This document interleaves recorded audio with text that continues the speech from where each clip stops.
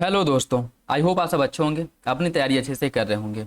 साथियों, हम लोग यूपीपीसीएस 2025 के लिए प्रैक्टिस सेट सॉल्व कर रहे हैं और अभी जो प्रैक्टिस सेट सॉल्व कराया जा रहा है दृष्टि आईएएस द्वारा पब्लिश किए गए टेस्ट सीरीज को हम लोग सॉल्व कर रहे हैं। और ये आपका टेस्ट नंबर 14 है, जिसके अंतर्गत हम लोग जीएस और करंट अफेयर वाले सेक्शन को कवर करेंगे।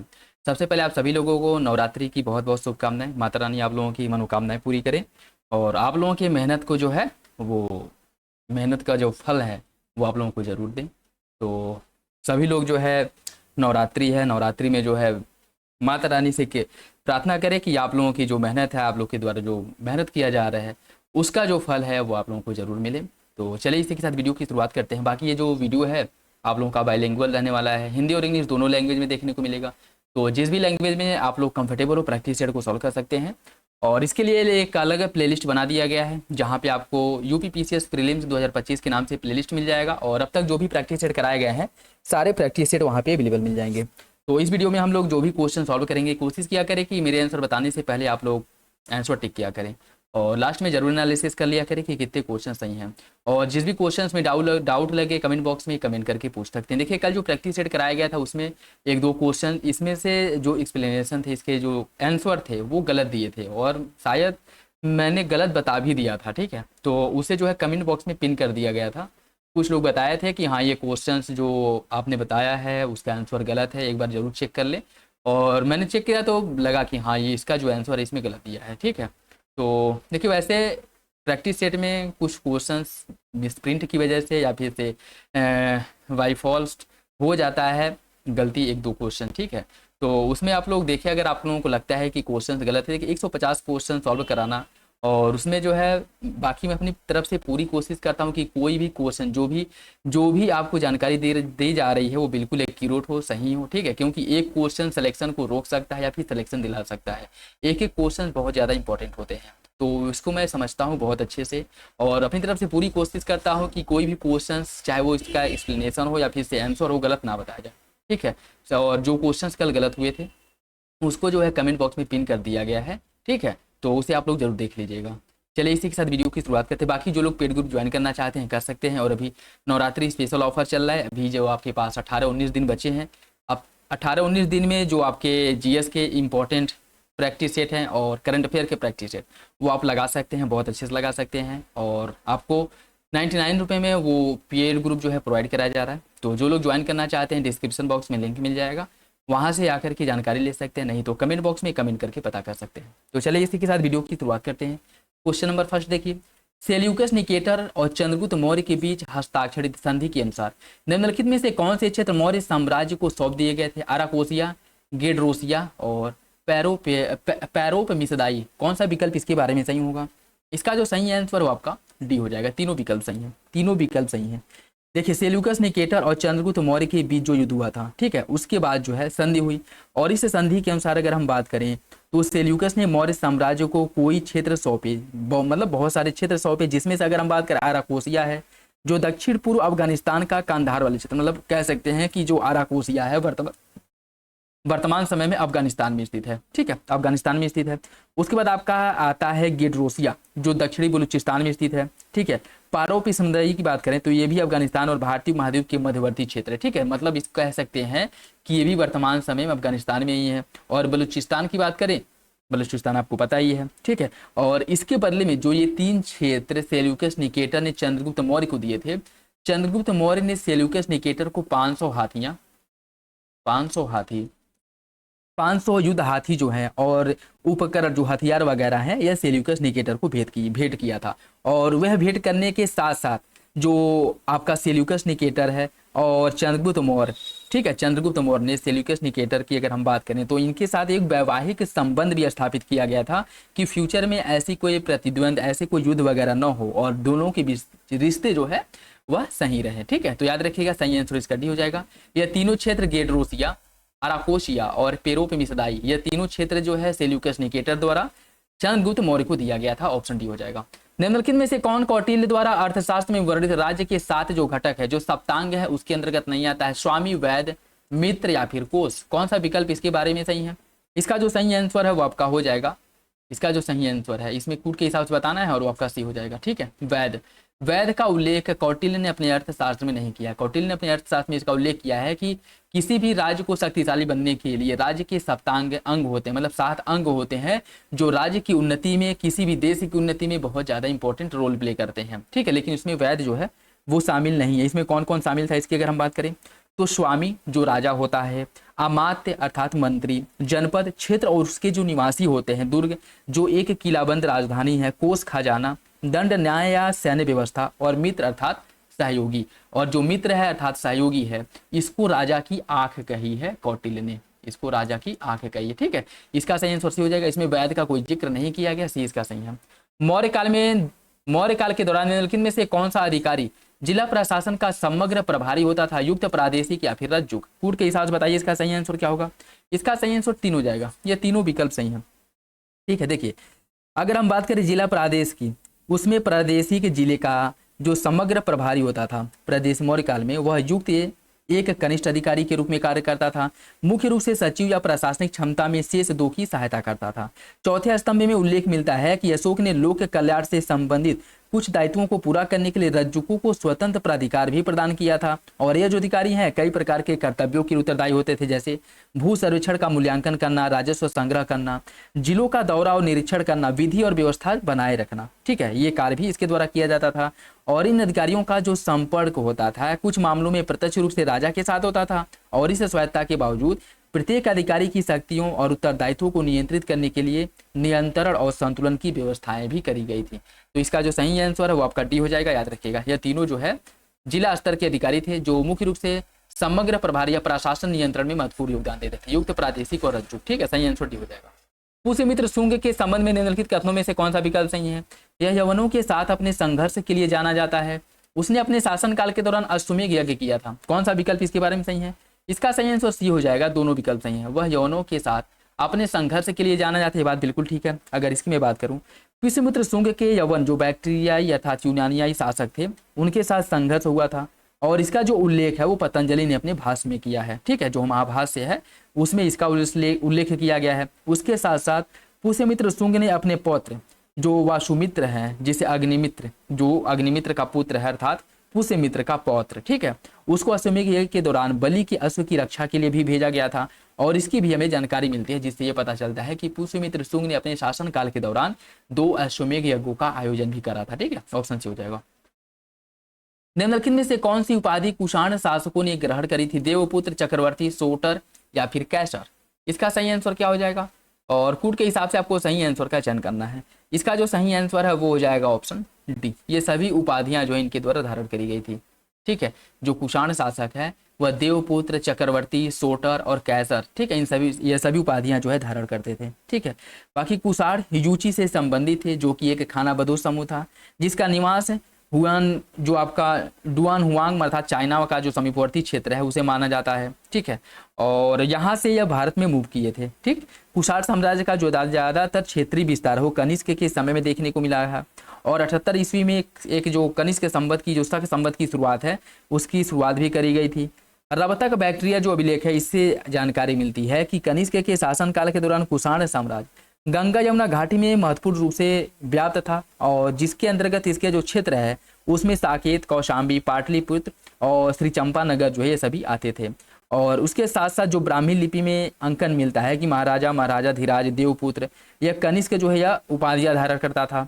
हिंद एवं शासकों में बेसिलियाई जो बेसिलेई राजा धीराज की उपाधि धारण करी गई थी। उसके साथ साथ वहीं कुषाणों ने फारसियों, चीनी और जो रोमन साहित्य हैं इनसे विभिन्न संस्कृतियों को राजशाही उपाधि धारण करने में अपनाया था, जिसमें महाराजा धीराज है अर्थात राजाओं का राजा, देवपुत्र, देव का पुत्र, सोटर, उद्धारकर्ता, कैसर अर्थात सीजर, ठीक है, ये सभी उपाधियां इनके द्वारा धारण की जाती थी। तो सही आंसर इसका हो जाएगा आपका डी, चारों विकल्प सही है। निम्नलिखित में से कौन सा पतन प्राचीन काल में भारत के पश्चिमी तट पर अवस्थित है? भरूच, अरिकामेडु, कल्याण या फिर चोल? भारत के पश्चिमी तट पर स्थित जो बंदरगाह है वो प्राचीन काल में कौन से बंदरगाह थे आपको बताना है। इसका सही आंसर हो जाएगा, इसमें देखिए पश्चिमी तट पे आपको भरूच बंदरगाह देखने को मिलेगा, कल्याण और चोल, ये सभी बंदरगाह पश्चिमी तट पे हैं। सही आंसर इसका डी हो जाएगा, ऑप्शन डी इसका सही है। ठीक है, बाकी जो अरिकामेडु बंदरगाह है, अरिकामेडु बंदरगाह की बात करें तो यह पुदुचेरी के समीप दक्षिण पूर्व तट पर स्थित एक प्राचीन शहर था। ठीक है, प्राचीन शहर अर्थात बंदरगाह शहर था। ठीक, तो सही आंसर हो जाएगा इसका डी। बाकी भरूच, कल्याण और चौल यह तीनों बंदरगाह भारत के पश्चिमी तट पर स्थित है। इसका सही आंसर डी हो जाएगा। सातवाहन वंश के संबंध में निम्नलिखित कथनों पर विचार कीजिए। सातवाहन शासकों को आंध्र कहा जाता है। पुराणों के अनुसार सिमुक इस वंश का संस्थापक था। इसका सही आंसर सी हो जाएगा। दोनों विकल्प सही है, दोनों विकल्प इसका सही है, याद रखिएगा।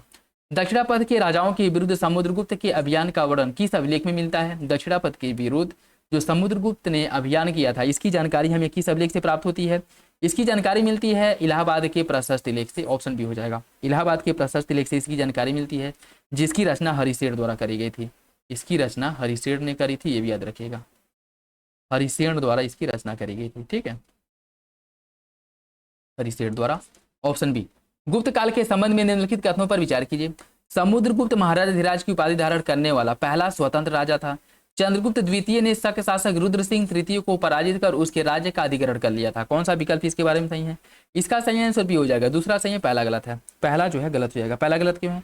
देखिए, चंद्रगुप्त प्रथम गुप्त वंश के पहले प्रमुख स्वतंत्र शासक थे, जिन्होंने महाराजा धीराज अर्थात राजाओं का महान राजा इसकी भव्य उपाधि धारण की थी, न कि समुद्रगुप्त। ठीक है, तो ये जो था वो चंद्रगुप्त आपका प्रथम था, न कि समुद्रगुप्त। बाकी आपका दूसरा विकल्प सही हो जाएगा। ठीक है। मोहम्मद गौरी के शासन काल में कुतुबुद्दीन ऐबक ने किस क्षेत्र पर अपना शासन किया था? गजनी, मुल्तान, हासी या फिर लाहौर? बताइए इसका सही आंसर क्या होगा? इसका जो सही आंसर है वो हो जाएगा आपका ऑप्शन डी। लाहौर पर इसके द्वारा शासन करा गया था। ऑप्शन डी हो जाएगा। गौरी जो अफगानिस्तान से था और यह संसबनी वंश से संबंधित था।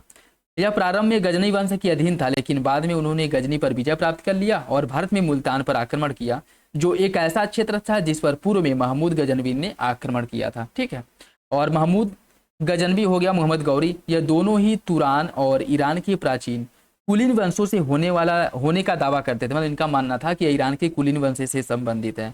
गौरी राजवंश में उत्तराधिकार की प्रक्रिया जटिल वंशानुगत नियमों पर आधारित न होकर के कुलों की व्यापक सहमति और सैन्य शक्ति पर आधारित होती थी। ठीक है, और मोहम्मद गौरी के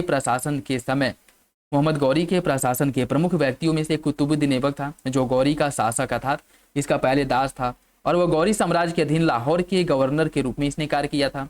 कुतुबुद्दीन एक कुशल सेनापति भी था और शासक वर्ग से उसके घनिष्ठ संबंध थे। वह गौरी सुल्तान के एक प्रिय दास और निकट सहयोगी अर्थात यालदौज का दामाद था। ठीक है, याद रखिएगा। सही आंसर इसका टी हो जाएगा। इक्ता प्रणाली के बारे में देखिए, कौन सा विकल्प सही है? इक्ता के धारक को मुक्ति कहा जाता था। मुक्ति राजस्व संग्रह के लिए उत्तरदायी था और प्रशासनिक का प्रमुख के रूप में कार्य करता था। कौन सा विकल्प इसके बारे में सही है? इसका सही आंसर सी हो जाएगा। दोनों विकल्प सही हैं, दोनों विकल्प इसका सही है। ठीक है, इक्ता राज्य द्वारा अधिकारियों या कुलीनों को प्रशासनिक और सैन्य सेवाओं के बदले में दिया जाने वाला क्षेत्रीय अनुदान था और मुक्ति इस इक्ता का धारक होता था, जिसका कार्य था राजस्व का संग्रह करना। Option C. कराधान के संबंध में निम्नलिखित कथनों पर विचार कीजिए। खराज युद्ध में प्राप्त लूट का 5वां हिस्सा था और खुम्स एक भूमिकर था। कौन सा विकल्प इसके बारे में सही है? इसका सही आंसर डी हो जाएगा। दोनों विकल्प गलत है। ठीक है, देखिए, खराज जो है यह भूमिकर और खुम्स जो है युद्ध में जो धन लूटा जाता था उसमें राज्य का हिस्सा होता था।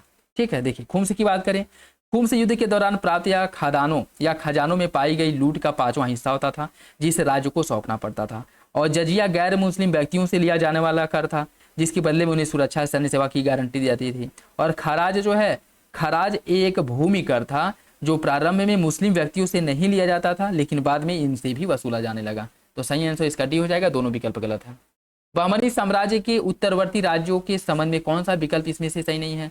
निजाम शाही वंश अहमदनगर में है, आदिल शाही वंश है बीजापुर में, इमाद शाही बराद में और बरीद शाही गोलकुंडा में। कौन सा विकल्प गलत है? इसका सही आंसर डी हो जाएगा। बरीद शाही यही गलत है। बरीद शाही कहाँ पे है? बात करें अगर हम बरीद शाही, तो यह आपके बीदर में है। कहाँ पे है? बीदर में। ठीक है, बीदर में है बरीद शाही। और गोलकुंडा जो है यहाँ पर कुतुब शाही वंश की स्थापना करी गई थी। यहाँ पर जो है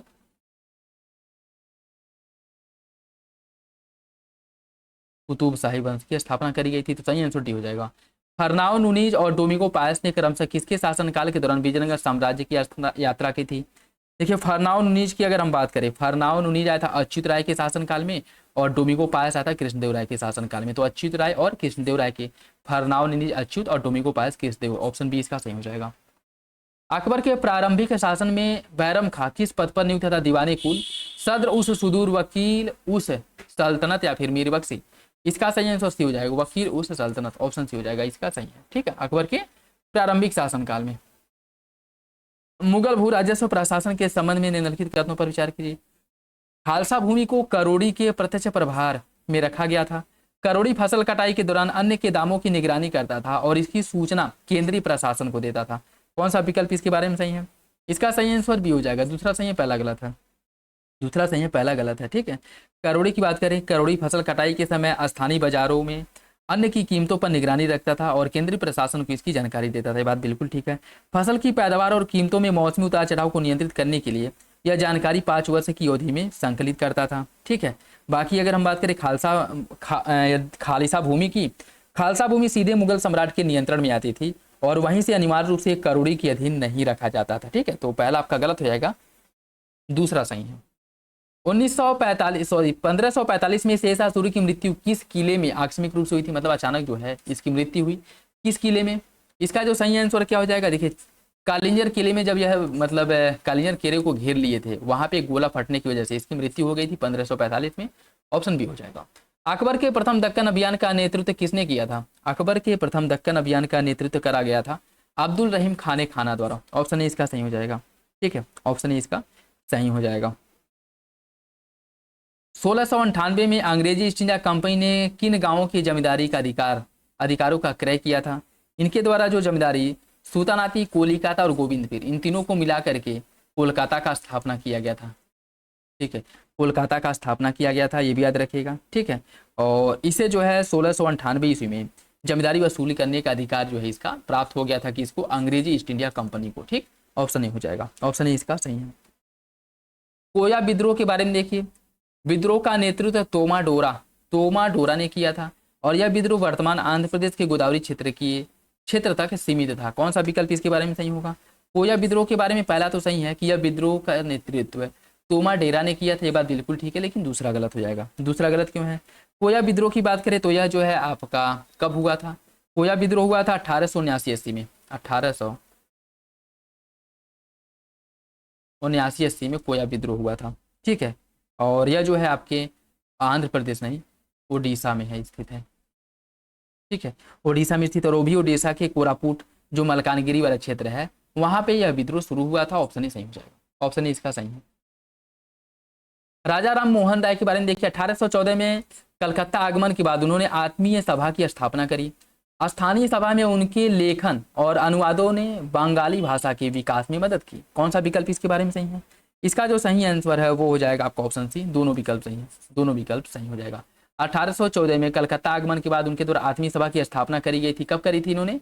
1815 में आत्मीय सभा की स्थापना की थी और स्थानीय भाषा में उनके लेखन और अनुवादों में बंगाली भाषा के विकास को मदद करी। दोनों विकल्प राजा राम मोहन राय के बारे में सही है, ऑप्शन सी हो जाएगा। रामकृष्ण मिशन की स्थापना कब हुआ था? रामकृष्ण मिशन का स्थापना किया गया था 1897 ईस्वी में। रामकृष्ण मिशन का स्थापना हुआ था और स्वामी विवेकानंद ने अपने गुरु रामकृष्ण परमहंस के याद में, या कह सकते हैं कि उनके सम्मान में रामकृष्ण मिशन की स्थापना की थी। सही आंसर इसका सी हो जाएगा। महात्मा गांधी ने नमक सत्याग्रह की शुरुआत साबरमती आश्रम से कब की थी? इनके द्वारा नमक सत्याग्रह की शुरुआत 12 मार्च 1930 को की गई थी। ऑप्शन बी हो जाएगा, ऑप्शन बी। और कहां से की गई थी इंपॉर्टेंट है, साबरमती आश्रम से इन्होंने इसकी शुरुआत की थी। ऑप्शन डी याद रखेगा। विलियम बेटिक ने न्यायिक सुधारों के संबंध में निम्नलिखित कथनों पर विचार कीजिए। उन्होंने ऊपरी प्रांतों के इलाहाबाद में सदर दीवानी अदालत और सदर निजामत अदालत की स्थापना की। न्यायालयों की आधिकारिक भाषा के रूप में अंग्रेजी का स्थान फारसी भाषा ने ले लिया। कौन सा विकल्प इसके बारे में सही है? इसका सही आंसर हो जाएगा, पहला सही है, दूसरा गलत है, दूसरा गलत हो जाएगा। ठीक है, देखिए फारसी के स्थान पर जो है न्यायालयों में अंग्रेजी का आधिकारिक भाषा के रूप में प्रयोग किया जाने लगा। ठीक है, और इसमें क्या कह रहा है कि आधिकारिक भाषा के रूप में अंग्रेजी का स्थान फारसी ने नहीं, फारसी का स्थान अंग्रेजी ने लिया था। ठीक है, तो दूसरा सही हो जाएगा, पहला गलत है। 1833 के चार्टर अधिनियम के संबंध में देखिए। क्षेत्रीय नियंत्रण और राजस्व संग्रह के लिए ईस्ट इंडिया कंपनी को दिए गए 20 वर्षीय पट्टे का नवीकरण किया गया। चीन के साथ व्यापार और चाय पर कंपनी का एकाधिकार समाप्त हो गया 1833 के चार्टर एक्ट के अंतर्गत। कौन सा विकल्प इसके बारे में सही है? इसका सही आंसर सी हो जाएगा, दोनों विकल्प सही है। ठीक है, देखिए जो 1813 का चार्टर एक्ट था, 1813 का, इसमें चीन और चाय के साथ व्यापार को छोड़ करके अन्य जो व्यापारिक एक अधिकार था उसको समाप्त किया गया था। ठीक है, बाकी 1813 के चार्टर एक्ट के तहत चीन और चाय के साथ जो व्यापारिक अधिकार है वो अभी भी ईस्ट इंडिया कंपनी के पास ही था, ठीक है। लेकिन 1833 के चार्टर एक्ट के बाद जो चीन के साथ इसका व्यापारिक अधिकार था और चाय पर जो इसका व्यापारिक अधिकार था ईस्ट इंडिया कंपनी का, इसको भी समाप्त कर दिया गया, ठीक है। तो सही आंसर सी हो जाएगा, दोनों विकल्प सही है। भारतीय राष्ट्रीय कांग्रेस के किस अधिवेशन में स्वराज पार्टी की स्थापना की गई थी? भारतीय राष्ट्रीय कांग्रेस के किस अधिवेशन में स्वराज पार्टी का स्थापना हुआ था? देखिए इसका जो सही आंसर है वो हो जाएगा आपका ऑप्शन सी, गया अधिवेशन 1922। गया अधिवेशन 1922 में जो भारतीय राष्ट्रीय कांग्रेस का गया अधिवेशन हुआ था, जिसकी अध्यक्षता चित्तरंजन दास ने की थी, इसी में जो है इन्होंने निर्णय लिया था, कांग्रेस की सदस्यता इनके द्वारा त्याग दी गई थी, ठीक है। और इन्होंने एक स्वराज पार्टी का गठन किया था, ठीक है। किसने किसने किया था ये भी इंपॉर्टेंट है, चित्तरंजन दास और मोतीलाल नेहरू द्वारा मिलकर के 1923 में इसकी स्थापना की गई, ठीक है, ऑप्शन सी। भारत के अक्षांशीय एवं देशांतरीय प्रसार के संदर्भ में निम्नलिखित कथनों पर विचार कीजिए। भारत का देशांतरीय और अक्षांशीय प्रसार लगभग 29 से 30 डिग्री है। 82.5 डिग्री पूर्वी देशांतर को 82 डिग्री 30 पूर्वी देशांतर को भारतीय मानक समय IST के लिए मानक याम्योत्तर के रूप में माना जाता है। कौन सा विकल्प इसके बारे में सही है? इसका सही आंसर हो जाएगा, दोनों विकल्प सही है, दोनों विकल्प इसका सही है। भारत के साथ साझा की जाने वाली स्थलीय सीमा की लंबाई के आधार पर इसमें से निम्नलिखित पड़ोसी जो देश है इनको अवरोही क्रम में व्यवस्थित करना है, ठीक है। देखिए भारत की सबसे लंबी सीमा किसके साथ लगती है? बांग्लादेश के साथ। दूसरे नंबर पे चीन आ जाएगा, तीसरे नंबर पे पाकिस्तान आ जाएगा, चौथे नंबर पे आपका नेपाल आ जाएगा। तो सही आंसर इसका 2 4 1 3, 2 4 1 3, इसका जो सही आंसर आपका सी हो जाएगा, ठीक है। भारत और बांग्लादेश की जो सीमा है वो कितनी है? ये 4096 किलोमीटर है, ठीक है। भारत और चीन की सीमा कितनी है? 3488 किलोमीटर की बाउंड्री भारत और चीन साझा करते हैं। भारत और पाकिस्तान की जो सीमा लगती है 3323 किलोमीटर सीमा जो है भारत और पाकिस्तान की लगती है। और भारत नेपाल की सीमा है 1751 किलोमीटर, ठीक है। तो याद रखिएगा सही आंसर इसका सही रहेगा। भारत के पश्चिमतम और पूर्वतम बिंदुओं को क्रमशः कौन से स्थान से दर्शाया गया है? देखिए इसकी अगर हम बात करें, जो भारत का पश्चिमी और पूर्वी क्षेत्र है, पश्चिमी है गुआरमोता जो कि गुजरात में है, और पूर्वी है कीविथू जो अरुणाचल प्रदेश में है, ठीक है। इसका सही आंसर हो जाएगा। उत्तरी मैदान के निम्नलिखित भू आकृति क्षेत्रों को उत्तर से दक्षिण क्रम में लगाना है, उत्तर से दक्षिण क्रम में लगाना है, ठीक है। देखिए जैसे पहाड़ी से पर्वतों से निकलती हुई नदियां जब नीचे आती हैं तो विभिन्न स्थलाकृतियों का निर्माण करती हैं, और उसी आधार पर इन जो स्थलाकृतियां हैं, ये जो क्षेत्र हैं, इनको आपको लगाना है उत्तर से दक्षिण क्रम में, ठीक है, उत्तर से दक्षिण क्रम में। देखिए इसकी अगर मैं बात करूँ, इसमें सबसे पहले आ जाएगा आपका भाबर क्षेत्र आता है, जहाँ पे बड़े बड़े लोहे कह रहे पत्थर वगैरह के टुकड़े देखने को मिलते हैं, ठीक है, जहाँ पे नदियाँ विलुप्त हो जाती हैं, ठीक है, जहाँ पे नदियाँ विलुप्त हो जाती हैं। उसके बाद जो क्षेत्र आपको देखने को मिलेगा वो आपको तराई देखने को मिलेगा, ठीक है, जो दलदली क्षेत्र होता है, जहाँ पे नदियाँ एकाएक सतह पर आती हैं और जल जमाव के कारण दलदली सतह का निर्माण होता है। तो भाबर के बाद तराई क्षेत्र आता है, ठीक है। और तराई क्षेत्र के बाद आ जाएगा आपका बांगर या भांगर, ठीक है, बांगर क्षेत्र, जहाँ पे वर्तमान समय में नदियां प्रवेश या बाढ़ का पानी प्रवेश नहीं करता है। प्राचीन समय में यह नदियों के मतलब कह सकते हैं कि अपवाह क्षेत्र में आते था, लेकिन अभी ये जो है क्षेत्र नदियां अपना मार्ग बदल दी हैं या फिर से ये पीछे छूट गए हैं, जिस कारण बांगज कहलाता है, और यहाँ पे वर्तमान समय में नदियां प्रवेश नहीं करती हैं। और उसके बाद आता है आपका डेल्टा। तो सही आंसर इसका 2 4 1 3 होना चाहिए, 2 4 1 3 ऑप्शन सी हो जाएगा, ठीक है, ऑप्शन सी सही है। हिंद महासागर के द्वीपों के बारे में देखिए, अंडमान एवं निकोबार द्वीप समूह को 10 डिग्री चैनल अलग करती है। अरब सागर में स्थित लक्षद्वीप और मिनिकॉय द्वीप पूरी तरह प्रवाल निक्षेप से निर्मित है। कौन सा विकल्प इसके बारे में सही होगा? इसका जो सही आंसर क्या है? देखिए इसका जो सही आंसर आपका भी हो जाएगा, दोनों विकल्प सही है।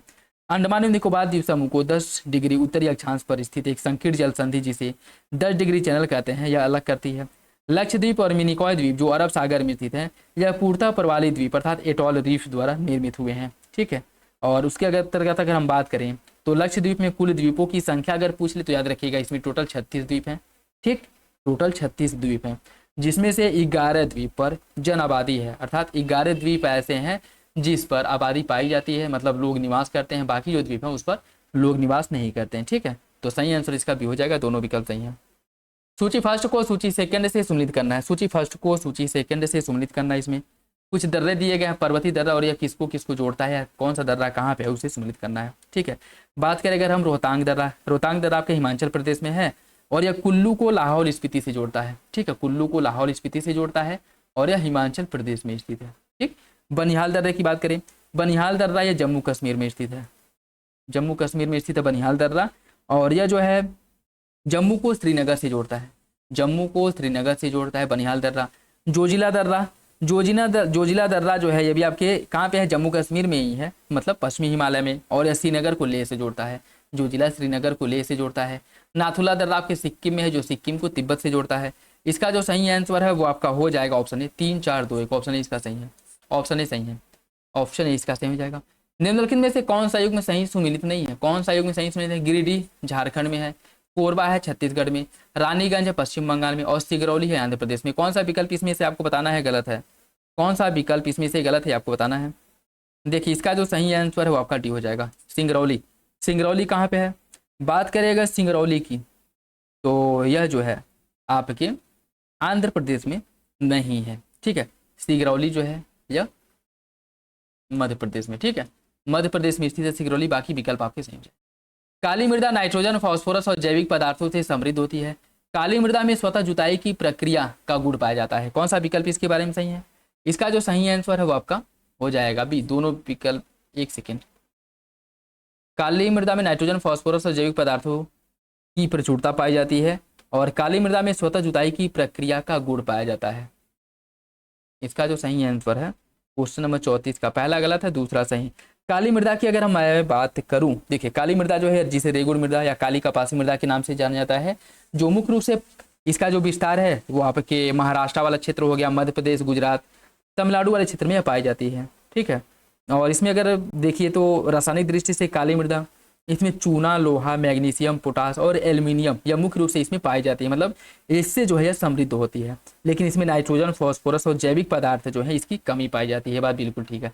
बाकी काली मृदा गीली होने पे चिपचिपी हो जाती है, जल धारण क्षमता इसकी अधिक होती है, इसे रेगुड़ मृदा के नाम से भी जाना जाता है। और सूखने के बाद यह क्या होती है, यह मृदा जो है फट जाती है, ठीक है, बहुत बड़े बड़े दरारें पड़ जाते हैं छोटी छोटी, जिससे इसे स्वतः जुताई की मृदा भी कहा जाता है, ठीक है। तो पहला इसमें गलत हो जाएगा। इसमें क्या कहा है कि इसमें नाइट्रोजन, फास्फोरस, जैविक पदार्थों से यह समृद्ध होती है, गलत है, ठीक है, इसकी कमी पाई जाती है, ठीक। तो दूसरा सही हो जाएगा, पहला गलत है। नेक्स्ट देखिए, कुछ वन के प्रकार दिए गए, वृक्ष प्रजाति। उष्ण कटिबंधीय सदाबहार वन में किस प्रकार की वनस्पतियां पाई जाती हैं? उष्ण कटिबंधीय सदाबहार वन की अगर मैं बात करूं, जहां पे वर्षा 200 सेंटीमीटर या उससे अधिक होती है, वहां पे उष्ण कटिबंधीय सदाबहार वन पाए जाते हैं। और यहाँ की महत्वपूर्ण वनस्पतियां हैं एनी, आबुनस, महोगनी, रोजवुड, रबड़, बांस और सिनकोना, ठीक है। एनी, आबुनस, महोगनी, रोजवुड, रबड़, बांस, सिनकोना यह यहाँ की वनस्पतियां हैं। तो एनी जो है उष्ण कटिबंधीय सदाबहार वन की वनस्पति है। आर्द्र पर्णपाती वन की बात करें, जहाँ पे वर्षा 100 से लेकर के 200 सेंटीमीटर के बीच होती है, और यहाँ पे 200 सेंटीमीटर से अधिक होती है, ठीक है। और यहाँ की जो महत्वपूर्ण वनस्पतियां हैं वो कौन कौन सी हैं?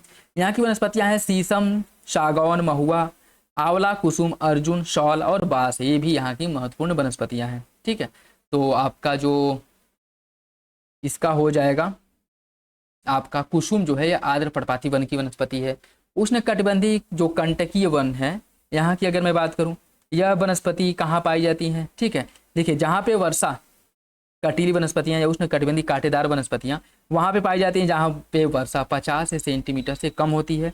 और यहाँ पे मुख्य रूप से जो वनस्पति पाई जाती हैं वो कौन कौन से वन है? यहाँ पे वनस्पति पाई जाती हैं बबूल, बेर, कैक्टस, खैर, खेजड़ी, खजूर, ये सभी वनस्पतियां जो है यहाँ की हैं, ठीक है।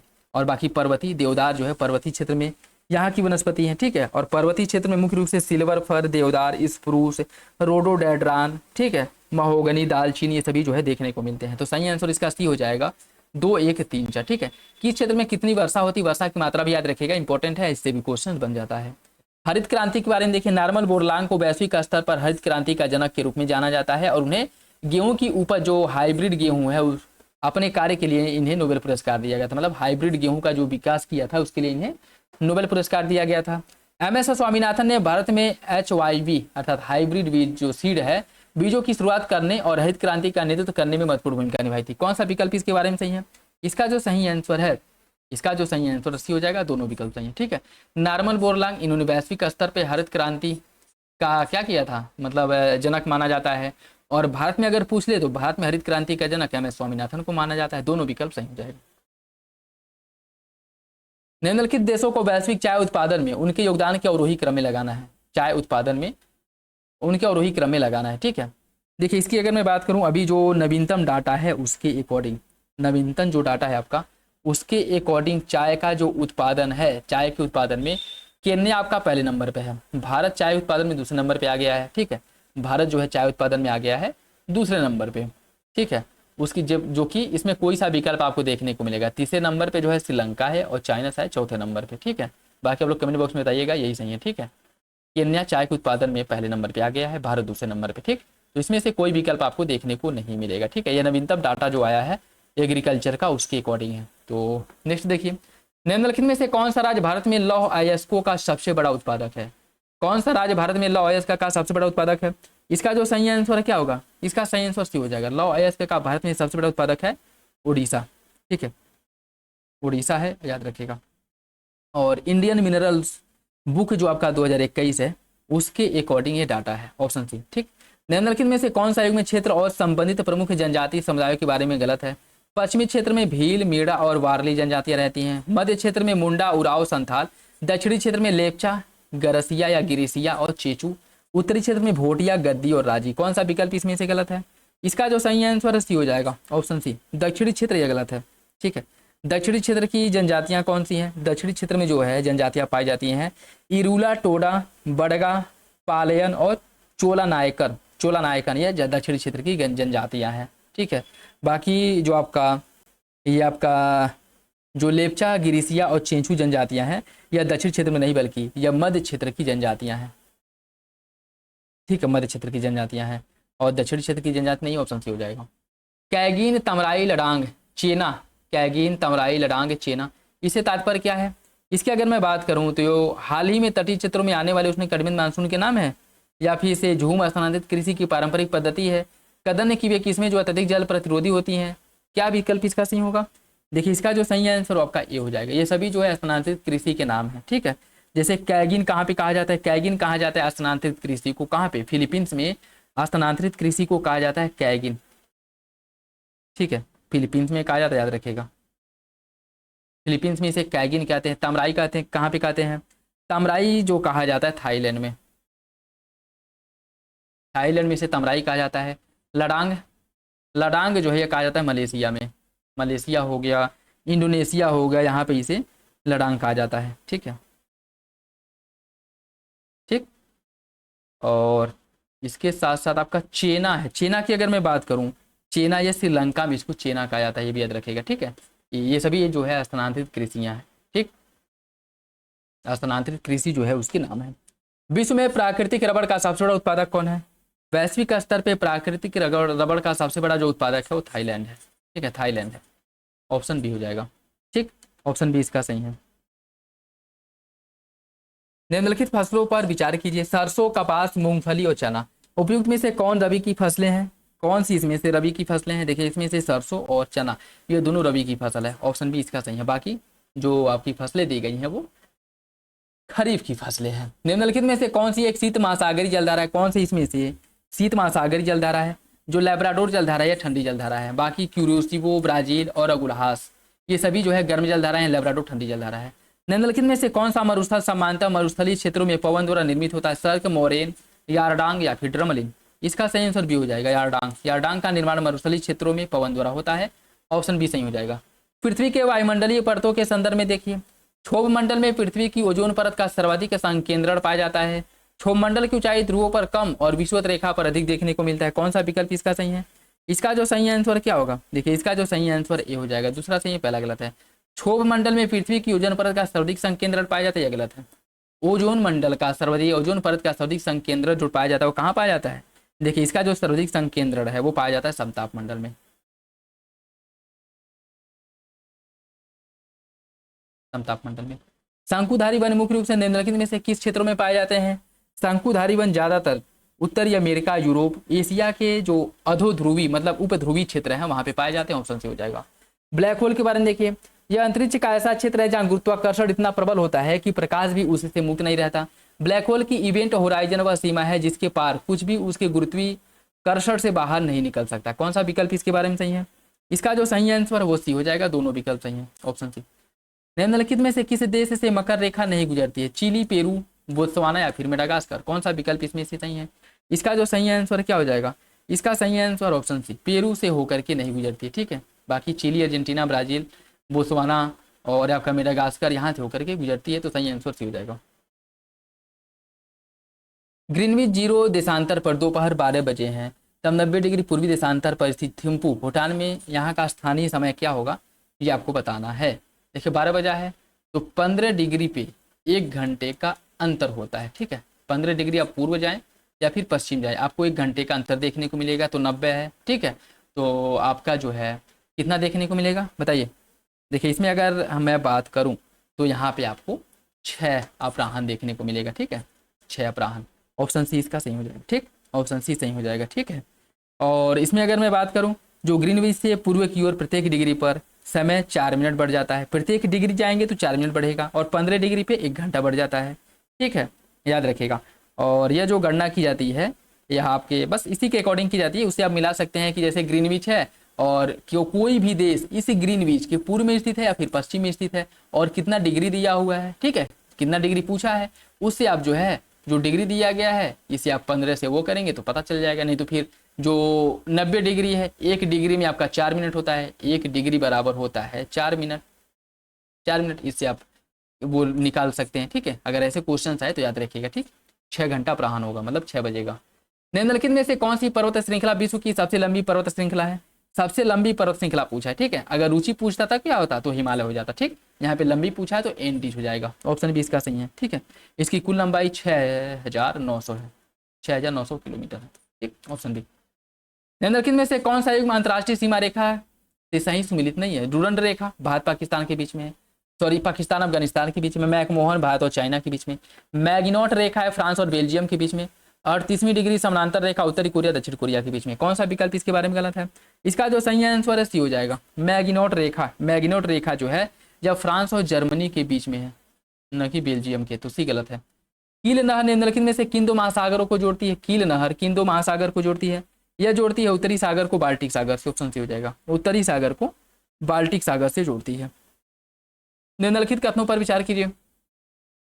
टॉर्नेडो सामान्यतः संयुक्त राज्य अमेरिका के मध्य भाग में आता है, विशेषकर उस क्षेत्र में जिसे टॉर्नेडो वैली कहा जाता है।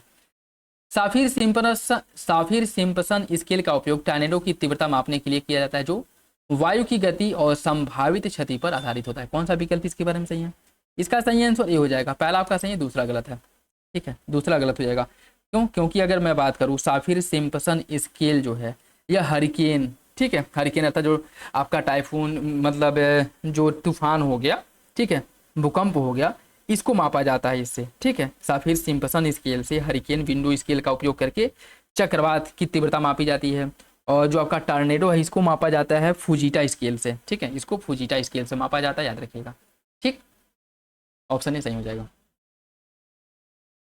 सूची फर्स्ट को सूची सेकेंड से कुछ स्थानीय पौने और प्रभावित क्षेत्र दिया है। लेवेज, लेवेज कहाँ पे चलता है, लेवेज चलता है स्पेन में। सिराको की बात करें तो यह अफ्रीका में भूमध्य सागर के पार बहने वाली क्या है, एक गर्म जो है वायु है, ठीक है। तो यहाँ पे कहाँ चलती है, भूमध्य सागर बेसिन में, ठीक है।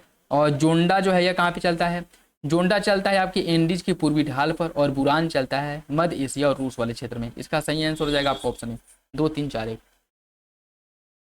कुछ बंदरगाह और देश दिया है। इगारका बंदरगाह कहाँ पे है, इगारका बंदरगाह है रूस में। मार्काइवो कहाँ पे है, मार्काइवो है वेनेजुएला में। रॉटरडम कहाँ पे है, नीदरलैंड में है। और सैंटोस जिसे कॉफी बंदरगाह के नाम से भी जाना जाता है, ब्राजील में है। इसका सही आंसर सी हो जाएगा, ऑप्शन सी।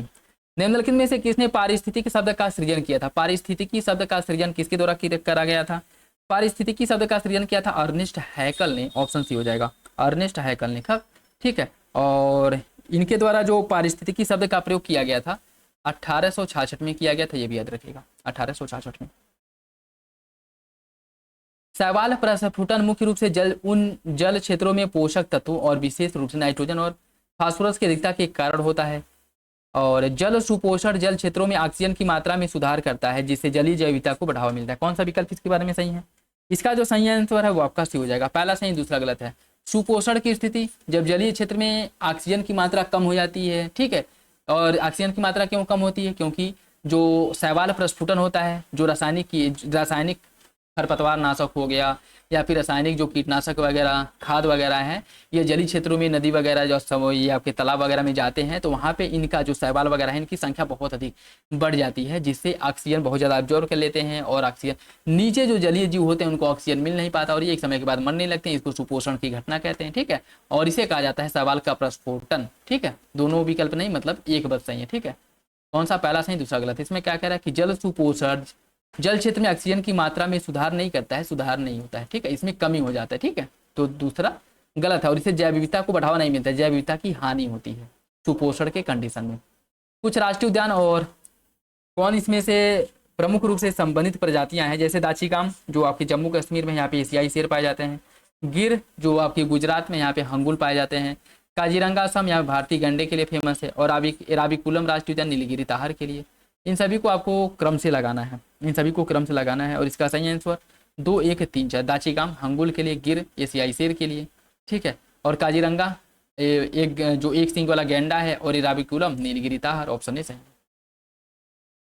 निम्नलिखित में से कौन सा कारक हाल के दशकों में प्रवाल भित्तियों के लिए सबसे बड़ा वैश्विक खतरा बन के उभरा है। कौन सी घटना है। यह घटना है महासागरीय सतह का बढ़ता तापमान और महासागरों का घटता पीएच मान, ऑप्शन बी हो जाएगा। कौन सी प्रक्रिया खाद्य श्रृंखला के क्रमिक स्तरों पर जीवों में विषाक्त पदार्थों की बढ़ती सांद्रता की व्याख्या करता है। विषाक्त पदार्थों की जो बढ़ती सांद्रता उसको जैव आवर्धन कहते हैं, ठीक है। जैसे प्रत्येक पोषण स्तर के बाद, पोषकीय स्तर के बाद जो विषैले पदार्थ हैं इनकी सांद्रता बढ़ती जाती है, ठीक है, इसको जैव आवर्धन कहा जाता है। एनजीटी के बारे में देखिए, कौन सा विकल्प सही नहीं है। जल प्रदूषण निवारण अधिनियम 1974, वायु प्रदूषण निवारण नियंत्रण अधिनियम 1981, वन संरक्षण 1972 और पर्यावरण संरक्षण 1986। आपको बताना है एनजीटी निम्न में से किस अधिनियम के अंतर्गत मामले का निपटार नहीं करती है, किसकी सुनवाई एनजीटी को करने का अधिकार नहीं है, ये आपको बताना है। और इसका सही आंसर क्या हो जाएगा।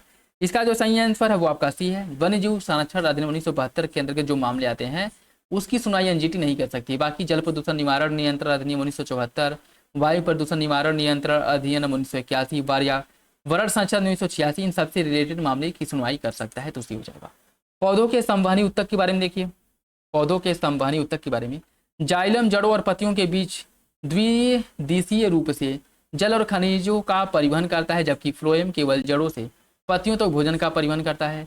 जाइलम और फ्लोएम दोनों ही संवहनी उत्तक हैं, लेकिन केवल फ्लोएम ही प्रकाश संश्लेषण के उत्पादों को स्थानांतरित करने के लिए जिम्मेदार है। कौन सा विकल्प इसके बारे में सही है। इसका सही आंसर हो जाएगा दूसरा सही है, पहला गलत है, ठीक है।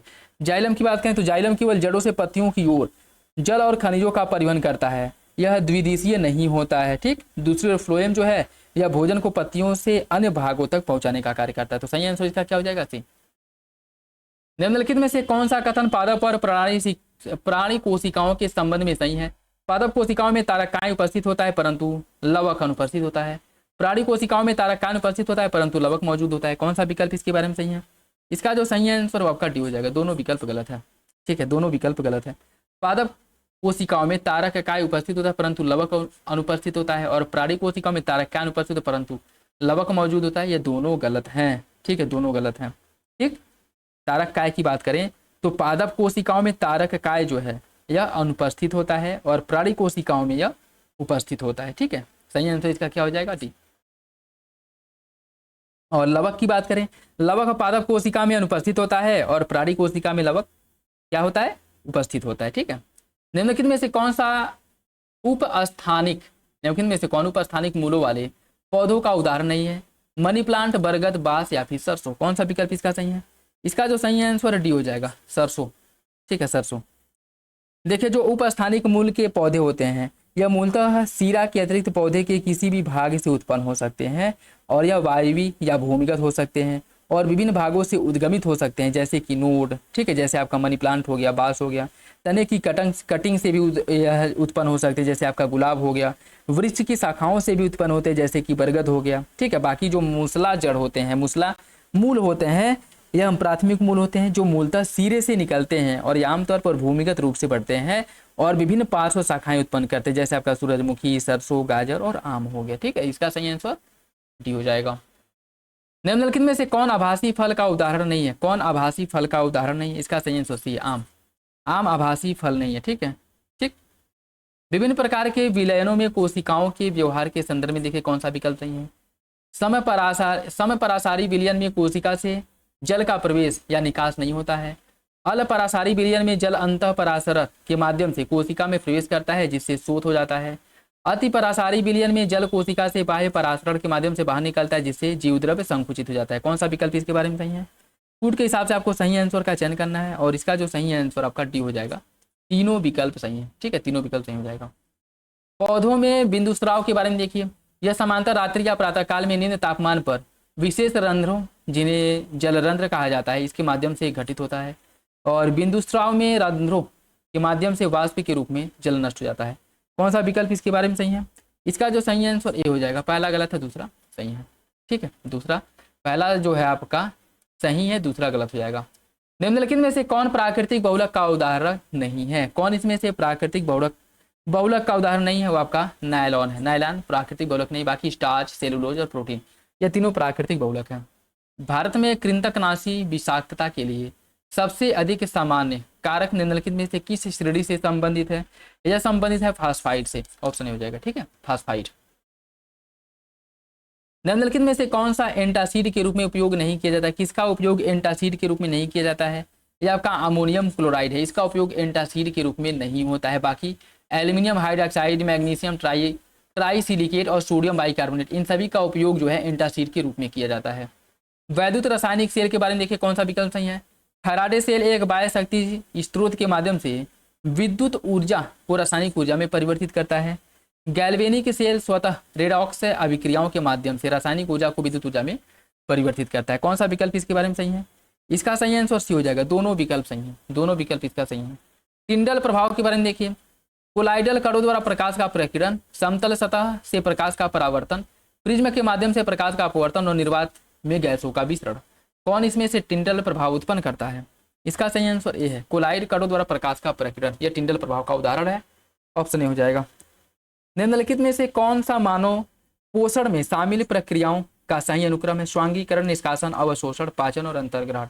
इसे जो है आप लोग इंग्लिश वाले से अगर देखें तो ज्यादा सही रहेगा, ठीक है। बताइए इसका सही आंसर क्या होगा? देखिए इसका जो सही आंसर है वो हो जाएगा आपका, सबसे पहले जो है अंतर्ग्रहण होता है, ठीक है, सबसे पहले होगा अंतर्ग्रहण, ये आपके पहले नंबर पे आ जाएगा। उसके बाद है आपका पाचन, दूसरे नंबर पे आ जाएगा, ठीक है, पाचन दूसरे नंबर पे आ जाएगा। उसके बाद आ जाएगा आपका अवशोषण, या तीसरे नंबर पे, फिर आ जाएगा स्वांगीकरण चौथे नंबर पे, और फिर निष्कासन आ जाएगा पांचवें नंबर पे। इसका सही आंसर ये हो जाएगा, ठीक है। निम्नलिखित में से कौन पास्कल के नियम के अनुप्रयोग पर आधारित है? पास्कल के नियम के अनुप्रयोग पर आधारित है कौन इसमें से, वो आपको बताना है। इसका जो सही आंसर है वो हो जाएगा option C, hydraulic lift, option C. Cricket गेंद की स्विंग निम्नलिखित में से किस सिद्धांत पर आधारित है? क्रिकेट गेंद जो स्विंग कराया जाता है वह किस पर आधारित है? यह आधारित है बर्नौली के सिद्धांत पर। ऑप्शन ए हो जाएगा, ठीक है, बर्नौली सिद्धांत पर। अनुदैर्ध्य तरंगों के संबंध में देखिए, अनुदैर्ध्य तरंगे ठोस, द्रव और गैस तीनों माध्यमों में गमन कर सकती हैं। ध्वनि तरंगे अनुदैर्ध्य तरंगों का एक उदाहरण है। कौन सा विकल्प इसके बारे में सही है? इसका सही आंसर सी है, दोनों विकल्प सही हो जाएगा, ठीक है, दोनों विकल्प इसका सही है। निम्नलिखित में से कौन सा रोग जीवाणु के कारण नहीं होता है? कौन सा रोग इसमें से जीवाणु के कारण नहीं होता है? इसका सही आंसर डी हो जाएगा, इन्फ्लुएंजा। भारतीय संविधान में मूल अधिकारों से संबंधित विशेषता कौन सी है? वे पूर्णतः आत्यांतिक हैं, वे केवल नागरिकों के लिए उपलब्ध हैं, वे सभी नकारात्मक प्रकृति के अर्थात राज्य के प्राधिकार को सीमित करते हैं, वे सभी राज्य की मनमानी कार्यवाही के विरुद्ध उपलब्ध है। कौन सा विकल्प इसके बारे में सही है? इसका जो सही आंसर डी हो जाएगा, ठीक है, डी सही है, बाकी तीनों विकल्प गलत है, बाकी गलत हो जाएगा, ठीक है। यह पूर्णतः आत्यांतिक नहीं है, और यह केवल नागरिकों के लिए भी नहीं है, वह केवल नकारात्मक और सकारात्मक दोनों प्रकृति के हैं, ठीक। तो सही आंसर क्या हो जाएगा? डी। निम्नलिखित में से कौन भारतीय संविधान के अंतर्गत धार्मिक स्वतंत्रता के अधिकार का हिस्सा नहीं है? धार्मिक उपदेश की स्वतंत्रता, धर्म का पालन करने की स्वतंत्रता, धर्म के प्रचार की स्वतंत्रता, धार्मिक संस्थानों की संपत्ति को गिरवी रखने की स्वतंत्रता। कौन सा विकल्प इसका सही है? इसका जो सही आंसर वो आपका डी हो जाएगा। धार्मिक संस्थाओं की जो संपत्ति है उसको गिरवी रखने का जो अधिकार है वो धार्मिक स्वतंत्रता के अंतर्गत नहीं आता है, तो सही आंसर डी हो जाएगा। और धार्मिक स्वतंत्रता के अधिकार की अगर मैं बात करूं तो धार्मिक स्वतंत्रता का अधिकार, ठीक है, यह 25 से 28, अनुच्छेद 25 से 28 में धार्मिक स्वतंत्रता के अधिकार का उल्लेख किया गया, ये भी याद रखिएगा। सूची फर्स्ट को सूची सेकेंड से मिलान करना है, कुछ रीड और इसका मतलब क्या होता है उसे आपको बताना। बंदी प्रत्यक्षीकरण, बंदी प्रत्यक्षीकरण, बंदी प्रत्यक्षीकरण का मतलब क्या है? इसका मतलब है को प्रस्तुत, मतलब बंदी को प्रस्तुत करो, प्रत्यक्षीकरण मतलब उसे प्रस्तुत किया जाए, को प्रस्तुत किया जाए। परमादेश, ठीक, मतलब हम आदेश देते हैं, परमादेश हम आदेश देते हैं, ठीक, ऐसे आपको रिलेट कर सकते हैं। परमादेश हम आदेश देते हैं। प्रतिषेध प्रतिषेध का मतलब क्या होता है? प्रतिषेध मतलब होता है उसे रोकना, और उत्प्रेषण मतलब होता है कि जो है उसे आप प्रमाणित करो। ठीक है, तो इसका जो सही आंसर है वो हो जाएगा आपका option A, option A. Next देखिए, इसमें भी सूची फर्स्ट को सूची सेकंड से मिलाना है, कुछ नीति नहीं दे सकता तो, और इसे जो है किस अनुच्छेद में इसका उल्लेख किया गया उसे सम्मिलित करना है। ठीक है, देखिए इसकी अगर मैं बात करूं, इसका जो हो जाएगा आपका प्रसूति सहायता, प्रसूति सहायता की बात किसमें की गई है? प्रसूति सहायता की जो बात करी गई है, कार्य के लिए मनोवांछित दशा और महिलाओं को प्रसूति सहायता उपलब्ध कराना राज्य का कर्तव्य होगा, इसका उल्लेख किया गया अनुच्छेद 42 में। ग्राम पंचायतों के गठन की बात की गई है अनुच्छेद 40 में। मादक पेय पदार्थों के सेवन, मादक पेय पदार्थ जो है इसके सेवन और इसकी बिक्री वगैरह पर प्रतिबंध लगाने की बात करी गई है अनुच्छेद 47 में। और बिहार में जो शराबबंदी है ये इसी अनुच्छेद से प्रेरित है, याद रखिएगा। ठीक है, कलात्मक और ऐतिहासिक रुचि की जो स्मारक है, स्थान है, वस्तुएं हैं, इनके संरक्षण की बात जो करी गई है यह अनुच्छेद 49 में करी गई है। तो इसका जो सही आंसर है वो आपका सी हो जाएगा, 2 4 1 3 ऑप्शन सी। निम्नलिखित घटनाओं पर विचार कीजिए और सबसे पहले से लेकर के आखिरी तक इन्हें सही कार्यक्रम में लगाना है।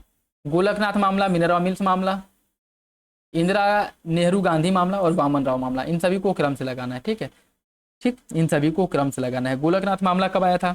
गोलकनाथ मामला जो है यह आपका है 1967 का, 1967 का मामला है गोलकनाथ। ठीक है, जिसमें सुप्रीम कोर्ट ने स्पष्ट रूप से कहा था कि मूल अधिकारों का स्थान सर्वोच्च है और अपरिवर्तनीय है, अर्थात मूल अधिकार सर्वोच्च है और अपरिवर्तनीय है, और संसद को अनुच्छेद 368 के अंतर्गत भी इसमें संशोधन करने का अधिकार नहीं है। ठीक है, और उसके बाद मिनरवा मिल्स मामले की बात करें, मिनरवा मिल्स मामला आया था 1980 में, मिनरवा मिल्स मामला 1980 का है, और इसमें सुप्रीम कोर्ट ने मूल ढांचा सिद्धांत की पुष्टि की और कहा कि संसद की संशोधन शक्ति सीमित है और संविधान की आवश्यक विशेषताओं को इसमें नष्ट नहीं किया जा सकता है। ठीक है, यह मिनरवा मिल्स मामले में आया था 1980। इसके बाद आपका इंदिरा नेहरू गांधी मामला, यह कब का मामला है? इंदिरा नेहरू गांधी मामला है 1975 का।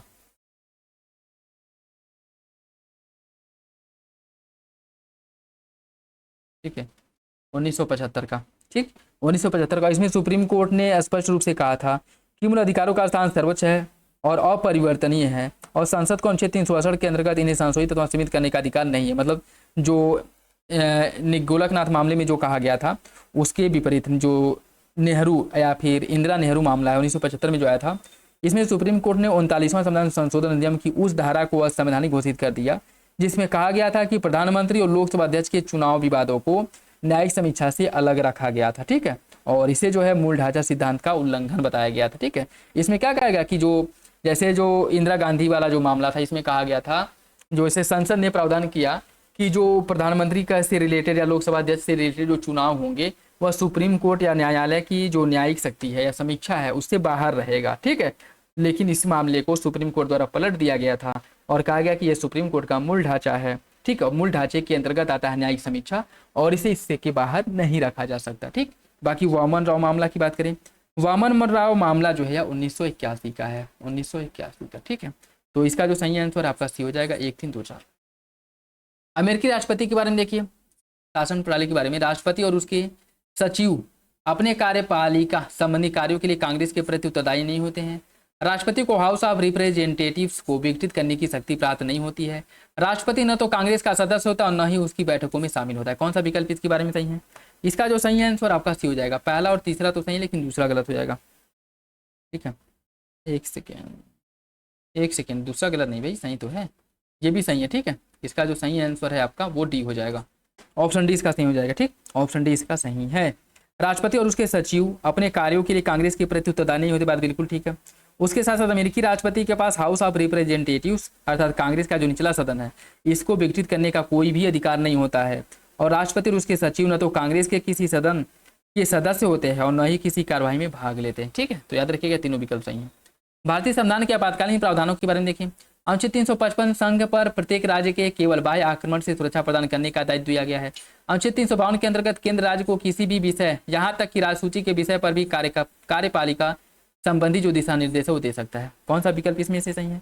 इसका जो सही आंसर वो आपका डी हो जाएगा। दूसरा सही है, पहला गलत है। 355 की बात करें, 355 में किसका उल्लेख किया गया? 355 पर 2 संवैधानिक कर्तव्य आरोपित किए गए। एक, प्रत्येक राज्य को बाह्य आक्रमण और आंतरिक अशांति से सुरक्षा प्रदान करना, और दूसरा यह सुनिश्चित करना कि प्रत्येक राज्य की सरकार संवैधानिक जो प्रावधान है या संविधान का जो अनुरूप है उसके अकॉर्डिंग कार्य करे।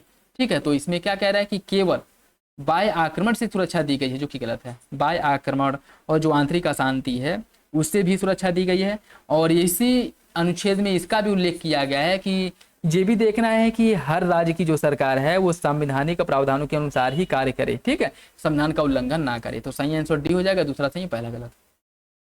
सूची फर्स्ट को सूची सेकंड से मिलान करना है, सूची फर्स्ट को सूची सेकंड से मिलान करना है। इसमें अगर मैं बात करूं जो वैवेकिकी अनुदान है, ठीक है, इसका उल्लेख किया गया अनुच्छेद 282 में। वैधानिक अनुदान का उल्लेख 275 में किया गया है। भारत की संचित निधि 266 और भारत की आकस्मिकता निधि 267। ऑप्शन ए इसका सही हो जाएगा। अनुच्छेद 352 के अंतर्गत राष्ट्रीय आपातकाल के बारे में देखिए। आपातकाल की उद्घोषणा जारी होने की तिथि से 1 माह के भीतर संसद के दोनों सदनों द्वारा विशेष बहुमत से अनुमोदन किया जाना आवश्यक है। लोकसभा स्वयं मात्र से आपातकाल की अस्वीकृति का प्रस्ताव पारित कर सकता है और इसके लिए राज्यसभा की सहमति आवश्यक नहीं है। कौन सा विकल्प इसके बारे में सही है? कूट के हिसाब से बताना है और वो आपका ए हो जाएगा, दोनों विकल्प सही है। लोकसभा की एक तरफा कार्यवाही से आपातकाल को समाप्त किया जा सकता है, ठीक है। और अनुच्छेद 352 के अंतर्गत जो राष्ट्रीय आपातकाल लागू होता है इसके लिए 1 महीने के भीतर जो है इसे अनुमति मिलना आवश्यक है। बाकी जो दोनों आपातकाल है उसके लिए 2 महीना है, ठीक है। भारतीय राष्ट्रपति महाभियोग के बारे में देखिए। राष्ट्रपति को संविधान के उल्लंघन के अनुच्छेद 61 के अंतर्गत महाभियोग की प्रक्रिया द्वारा पद से हटाया जा सकता है। राष्ट्रपति के विरुद्ध महाभियोग के आरोप केवल लोकसभा में ही प्रारंभ किए जा सकते हैं। कौन सा विकल्प इसके बारे में सही है? देखिए इसका जो सही आंसर आपका सी हो जाएगा, पहला सही, दूसरा गलत है। महाभियोग जो है राष्ट्रपति के ऊपर वो लोकसभा या फिर राज्यसभा कहीं भी लाया जा सकता है, ऐसा नहीं है कि बस लोकसभा में लाया जाता है, ठीक है। लेकिन हाँ, इसके पहले लाने से पहले 14 दिन पूर्व जो है इनको नोटिस करना, राष्ट्रपति को नोटिस देना यह जरूरी होता है, ठीक है। तो सही आंसर इसका हो जाएगा आपका ऑप्शन सी। सूची फर्स्ट को सूची सेकंड से सम्मिलित करना है। सूची फर्स्ट को अनुच्छेद 66, इसमें उपराष्ट्रपति के निर्वाचन का प्रावधान किया गया है। उपराष्ट्रपति के निर्वाचन का उल्लेख इसमें किया गया है। अनुच्छेद 60 में राष्ट्रपति द्वारा शपथ एवं जो प्रतिज्ञान लिया जाता है इसका उल्लेख किया गया है, ठीक है। तो उपराष्ट्रपति द्वारा राष्ट्रपति के रूप में कार्य करने, राष्ट्रपति की शपथ एवं प्रतिज्ञान। अनुच्छेद 85 में किसका उल्लेख किया गया है? संसद सत्र के स्थगन और उसके सत्रावसान से संबंधित जो हमें सारे प्रावधान मिलते हैं, जानकारी मिलती है, वो अनुच्छेद 85 मिलते हैं। और अनुच्छेद 65 ये उपराष्ट्रपति द्वारा राष्ट्रपति के रूप में कार्य करना या उसके कार्यों का निर्वहन करने की जानकारी या इसका उल्लेख जो है अनुच्छेद 65 में किया गया है। तो सही आंसर इसका हो जाएगा ऑप्शन डी, 3, 2, 1, 4। निम्नलिखित में से कौन सी संसदीय समिति केवल लोकसभा सदस्यों से बनी होती है? कौन सी संसदीय समिति केवल लोकसभा के सदस्यों से बनती है? वो आपकी प्राक्कलन समिति है जिसमें 30 सदस्य होते हैं और सभी लोकसभा से होते हैं, ठीक। निम्नलिखित में से कौन सा प्रावधान लोक प्रतिनिधित्व अधिनियम 1951 में दिया गया है? यदि कोई व्यक्ति संसद के दोनों सदनों के लिए निर्वाचित होता है तो 10 दिनों के भीतर सूचित करना होगा कि वह किस सदन की सदस्यता ग्रहण करेगा। यदि कोई व्यक्ति संसद और राज्य विधानमंडल दोनों का सदस्य निर्वाचित होता है तो उसे 30 दिनों के भीतर 1 सीट खाली करनी होगी, अन्यथा दोनों सीटें शून्य हो जाएंगी। कौन सा विकल्प इसके बारे में सही है? कौन सा विकल्प इसका सही होगा? देखिए इसका जो सही आंसर आपका डी हो जाएगा, पहला सही, दूसरा गलत है, ठीक है, दूसरा गलत है। और दूसरा गलत क्यों है? देखिए यदि कोई व्यक्ति दोनों के लिए निर्वाचित होता है, संसद और राज्य विधानमंडल के लिए, तो उसे 14 दिनों के भीतर राज्य विधानमंडल से इस्तीफा देना होता है, ठीक है। तो संसद उसकी सीट रिक्त हो जाती है, ठीक है। तो याद रखिएगा जो राज्य विधानमंडल है उससे इस्तीफा देनी होती है और दोनों पद रिक्त नहीं होता है। और यह समय जो दिया गया 30 दिन नहीं दिया गया है, 14 दिन दिया गया, ठीक है। बाकी जो संसद है लोकसभा और राज्यसभा के लिए अगर निर्वाचित होते हैं, यहाँ पे जो समय सीमा दिया गया है 10 दिन दिया गया, दोनों इंपॉर्टेंट याद रखिएगा। सही आंसर इसका डी हो जाएगा, पहला सही, दूसरा गलत। निम्नलिखित में से लोकसभा अध्यक्ष के बारे में देखिए। वह सदन के कार्यों के संचालन और कार्यवाही को नियंत्रित करने के लिए सदन में व्यवस्था और अनुशासन बनाए रखता है। कोरम की अनुपस्थिति में वह सदन को स्थगित कर सकता है या बैठक को निलंबित कर सकता है। सदन के नेता के अनुरोध पर वह सदन की गोपनीयता या गोपनीय बैठक की अनुमति दे सकता है। कौन सा विकल्प इसके बारे में सही है? इसका सही आंसर डी हो जाएगा, तीनों विकल्प सही है, तीनों विकल्प सही हो जाएंगे। संसद में विहिप के पद के बारे में देखिए। विहिप का पद भारतीय संविधान में उल्लिखित नहीं है, किंतु सदन की कार्यवाही के नियमों में इसका उल्लेख मिलता है। विहिप को किसी राजनीतिक दल द्वारा सहायता या सहायक सदन नेता के रूप में नियुक्त किया जाता है। कौन सा विकल्प इसके बारे में सही है? इसका सही आंसर ये हो जाएगा, दूसरा सही, पहला गलत है, ठीक है। देखिए अगर मैं बात करूं जो आपका विहिप है, विहिप का उल्लेख किस में किया गया? देखिए विहिप का पद जो है संसदीय शासन की परंपराओं पर आधारित है और इसका उल्लेख भारतीय संविधान के सदन की कार्रवाई के नियम अथवा किसी संसदीय कानून में नहीं देखने को मिलता है, ठीक है। तो भारतीय संविधान में इसका उल्लेख नहीं मिलता, कि सदन की कार्यवाही के नियमों में इसका उल्लेख मिलता है, ठीक, सदन की कार्यवाही के नियमों में इसका उल्लेख मिलता है। ये भी जो है आपका गलत हो जाएगा, क्योंकि सदन की कार्यवाही में भी इसका उल्लेख नहीं मिलता है। यह संसदीय परंपरा पर आधारित होता है, ठीक है, यह जो है संसदीय परंपरा पर आधारित है। तो दूसरा सही हो जाएगा, पहला गलत है। भारतीय संविधान के अंतर्गत राष्ट्रपति और राज्यपाल की क्षमतान संबंधी शक्ति में से कौन जो अंतर है आपको बताना है। राज्यपाल सैन्य न्यायालय द्वारा दिए गए दंड को क्षमा कर सकता है, जबकि राष्ट्रपति ऐसा नहीं कर सकता है। राष्ट्रपति मृत्यु दंड को क्षमा कर सकता है, जबकि राज्यपाल ऐसा नहीं कर सकता है। राज्यपाल मृत्यु दंड को क्षमा कर सकते हैं, जबकि राज्यपाल, देखिए ये गलत हो जाएगा। राष्ट्रपति सैन्य न्यायालय द्वारा, ये सही है, ये सही है। राज्यपाल सैन्य न्यायालय, ये गलत है। तो इसका सही आंसर क्या हो जाएगा, 2-4 किसमें दिया, 2-4, ऑप्शन बी इसका सही है। ठीक है, सैन्य न्यायालय में जो दंड दिया जाता है उसे क्षमा करने का अधिकार केवल राष्ट्रपति के पास होता है, और मृत्युदंड को क्षमा करने का अधिकार केवल राष्ट्रपति के पास होता है। ठीक है, निम्नलिखित में से कौन सी मंत्रिमंडलीय समिति को प्रायः सुपर कैबिनेट कहा जाता है, किसे कहा जाता है सुपर कैबिनेट। इसका सही आंसर हो जाएगा ऑप्शन सी, राजनीतिक कार्य समिति को सुपर कैबिनेट कहते हैं, ऑप्शन सी। निम्नलिखित में से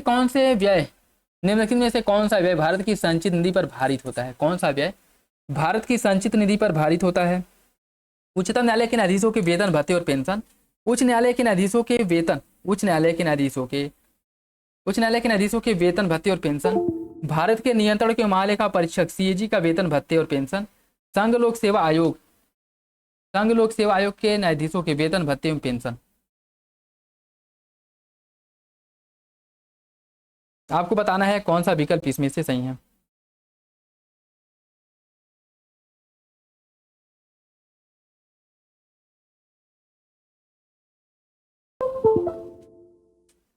आपको बताना है कौन सा विकल्प इसमें से सही है। ठीक है, देखिए इसका जो सही आंसर वो आपका भी हो जाएगा 1-3-4। ठीक है, उच्चतम न्यायालय के न्यायाधीशों के वेतन भत्ते और पेंशन इसके अंतर्गत आते हैं। भारत के नियंत्रक सीएजी के जो वेतन भत्ते पेंशन ये भी आता है। संघ लोक सेवा आयोग के अध्यक्ष के सदस्यों के वेतन भत्ते और पेंशन ये भी आते हैं। लेकिन जो उच्च न्यायालय न्यायाधीशों के पेंशन आते हैं, वेतन भत्ते नहीं आते हैं। यह किस पे आता है, यह जो है राज्य की संचित निधि पर भारित होता है, जहां पर यह कार्य करते हैं। ठीक है, तो याद रखिएगा 1-3-4 ऑप्शन भी हो जाएगा।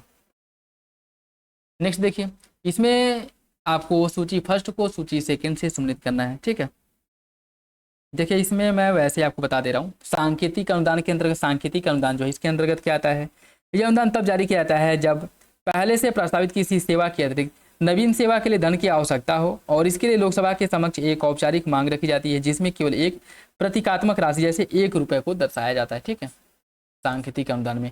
असाधारण अनुदान क्या होता है, किसी विशिष्ट और विशेष प्रयोजन हेतु स्वीकृत किया जाता है, और यह किसी वित्तीय वर्ष की नियमित सेवाओं का भाग नहीं होता है। ठीक है, और जो प्रत्यानुदान है, प्रत्यानुदान के अंतर्गत आपातकालीन और अप्रत्याशित व्यय को पूरा करने के लिए प्रदत्त किया जाता है, जहां पे मांग इतनी अधिक या अनिश्चित होती है कि उसका विस्तृत अनुमान प्रस्तुत करना संभव नहीं होता है, और यह एक ब्लैंक चेक की भांति होती है। ठीक है, प्रत्यानुदान।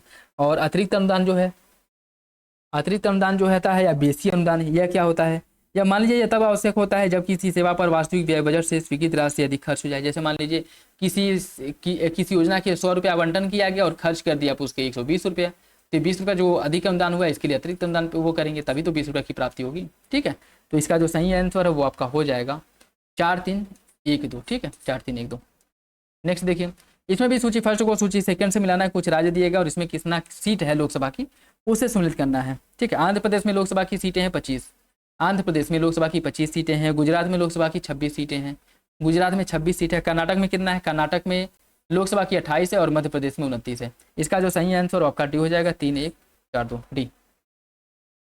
भारत के सर्वोच्च न्यायालय में तदर्थ न्यायाधीशों की नियुक्ति के बारे में देखिए कौन सा विकल्प सही है। जब सर्वोच्च न्यायालय का कोई सत्र आयोजित करने या जारी रखने हेतु अस्थायी न्यायाधीशों की कोरम की कमी हो तो राष्ट्रपति तदर्थ न्यायाधीशों की नियुक्ति करता है। वह ऐसा केवल संबंधित उच्च न्यायालय के मुख्य न्यायाधीश से परामर्श और भारत के मुख्य न्यायाधीश की पूर्व सहमति से कर सकता है। कौन सा विकल्प इसके बारे में सही है, इसका जो सही आंसर आपका डी हो जाएगा, ऑप्शन डी। ठीक है, देखिए जो तदर्थ न्यायाधीश है, तदर्थ न्यायाधीश की नियुक्ति जो होती है, सर्वोच्च न्यायालय में अस्थायी न्यायाधीशों की संख्या किसी सत्र को आयोजित करने या जारी रखने के लिए अपर्याप्त हो, तब भारत के मुख्य न्यायाधीश किसी उच्च न्यायालय के न्यायाधीश को अस्थायी अवधि के लिए सर्वोच्च न्यायालय का तदर्थ न्यायाधीश नियुक्त कर सकता है। ठीक है, तो इसमें क्या कह रहा है कि सर्वोच्च न्यायालय का कोई सत्र आयोजित करने या जारी रखने के लिए अस्थायी न्यायाधीशों की कोरन की कमी को पूरा करने के लिए तदर्थ न्यायाधीशों की नहीं, अस्थायी होता है। ठीक है, अस्थायी जो जरूरत है उसको पूरा करने के लिए तदर्थ न्यायाधीशों की नियुक्ति, कोरम को पूरा करने के लिए राष्ट्रपति तदर्थ न्यायाधीशों की नियुक्ति करता है, नहीं राष्ट्रपति नहीं, जो सुप्रीम कोर्ट का जो CJI होते हैं वो पूरा करते हैं। ठीक है, और तदर्थ न्यायाधीशों का जो उल्लेख किया गया है यह अनुच्छेद 127 में किया गया, ये भी याद रखिएगा। ठीक है, और ऐसा केवल संबंधित उच्च न्यायालय के मुख्य न्यायाधीश से परामर्श के बाद किया जाता है। देखिए, संबंधित उच्च न्यायालय के मुख्य न्यायाधीश से परामर्श करने के बाद भारत के राष्ट्रपति की पूर्व सहमति से किया जाता है। ठीक है, भारत के राष्ट्रपति की पूर्व सहमति से, तो ये भी गलत हो जाएगा, दोनों विकल्प गलत है। नेक्स्ट देखिए, इसमें सूची फर्स्ट को सूची सेकंड से सम्मिलित करना है। कुछ संविधान संशोधन और किसमें क्या प्रावधान किया गया था उसे आपको सम्मिलित करना है। ठीक है, देखिए जो आपका 10वां संविधान संशोधन है, इसमें दादर नागर हवेली को संघ शासित क्षेत्र के रूप में शामिल किया गया था। ठीक है, दादर नागर हवेली आपका इसमें ए का ये 4 हो जाएगा। ठीक है, 15वां संविधान संशोधन, उच्च न्यायालय के न्यायाधीशों की जो सेवानिवृत्ति आयु है यह 60 वर्ष से बढ़ाकर 62 वर्ष कर दी गई थी, तो ये आपका 3 हो जाएगा। ठीक है, 15वें संविधान संशोधन द्वारा उच्च न्यायालय के न्यायाधीशों की उम्र 60 वर्ष से रिटायरमेंट आयु जो है सेवानिवृत्ति आयु 60 से बढ़ाकर 62 कर दी गई थी। 61वां संविधान संशोधन द्वारा वोट देने का अधिकार 21 से घटाकर 18 कर दिया गया था, तो आपका 2 हो जाएगा। और जो आपका 69वां संविधान संशोधन है, इसके द्वारा जो है केंद्र शासित प्रदेश दिल्ली जो है इसको विशेष राज्य का दर्जा दिया गया था। ठीक, तो सही आंसर इसका क्या हो जाएगा, सही आंसर हो जाएगा 4-3-2-1 4-3-2-1 option B. Option B. Bharat के मुख्य निर्वाचन आयुक्त सीईसी और अन्य निर्वाचन आयुक्तों के बारे में देखिए, इनकी नियुक्ति राष्ट्रपति द्वारा उस चयन समिति की सिफारिश पर की जाती है जिसमें प्रधानमंत्री, एक केंद्रीय मंत्री और लोकसभा में विपक्ष के नेता शामिल होते हैं। चयन समिति की अनुशंसा तब भी विधिमान्य रहती है जब समिति में कोई पद रिक्त हो। कौन सा विकल्प इसके बारे में सही है, कौन सा विकल्प सही होगा, इसका जो सही आंसर सी हो जाएगा, दोनों विकल्प सही है, दोनों विकल्प इसका सही है। भारत के निर्यात आंकड़ों के बारे में देखिए, 2023-24 में भारत का वाणिज्य वस्तु सेवा निर्यात लगभग 100 अरब अमेरिकी डॉलर से अधिक रहा, जो यह दर्शाता है कि भारत का व्यापार लगभग लगातार विनिर्माण केंद्रित हो रहा है। नीदरलैंड 23-24 में भारत का दूसरा सबसे बड़ा वाणिज्यिक वस्तु व निर्यात गंतव्य रहा, जिससे संयुक्त अरब अमीरात और चीन को पीछे छोड़ दिया। कौन सा विकल्प इसके बारे में सही है, इसका जो सही आंसर ये हो जाएगा, पहला सही दूसरा गलत है। एसडीजी सूचकांक 2025 के बारे में देखिए, भारत 67 अंकों के साथ पहली बार शीर्ष 100 में शामिल हुआ है और भारत 20 देशों में 19 रूप से, जिसके कारण संबंध क्षेत्र वैश्विक संधारणीयता रैंकिंग अत्यधिक जो प्रभुत्वशाली है यह बन गया है। कौन, भारत। आपको बताना है कौन सा विकल्प इसका सही है, इसका जो सही आंसर है वो हो जाएगा आपका ऑप्शन सी, दोनों विकल्प सही है। उत्तर प्रदेश का बजट 25-26 के बारे में देखिए, 25-26 में राज्य जीएसटी को स्वयं कर के राज्यों से सबसे बड़ा स्रोत, मतलब सबसे जो धन की प्राप्ति होती है वो राज्य के स्वयं के कर राजस्व से प्राप्त होता है। 25-26 में राज्य का स्वयं का कर राजस्व 9.6% होने का अनुमान है, जो 24-25 में संशोधित अनुमान की तुलना में अधिक है या सुधार दर्शाता है। कौन सा विकल्प इसका सही होगा, इसका सही आंसर भी हो जाएगा, दोनों विकल्प सही है, दोनों विकल्प सही हो जाएगा। जीडीपी डिफ्लेटर के बारे में देखिए, यह निश्चित विविध वस्तुओं एवं सेवाओं के समूह पर आधारित होता है जिसका उपयोग वर्षों में मुद्रास्फीति की प्रवृत्तियों के मापन में होता है। इससे संपूर्ण अर्थव्यवस्था में मूल्य वृद्धि को मापा जाता है, जिसमें वस्तुओं एवं सेवाओं दोनों शामिल होते हैं, और मुद्रास्फीति आधारित जीडीपी को उत्पादन आधारित वृद्धि से अलग करने में मदद मिलता है या मदद करता है। कौन सा विकल्प सही है, इसका सही आंसर ये हो जाएगा, दूसरा सही, पहला गलत है।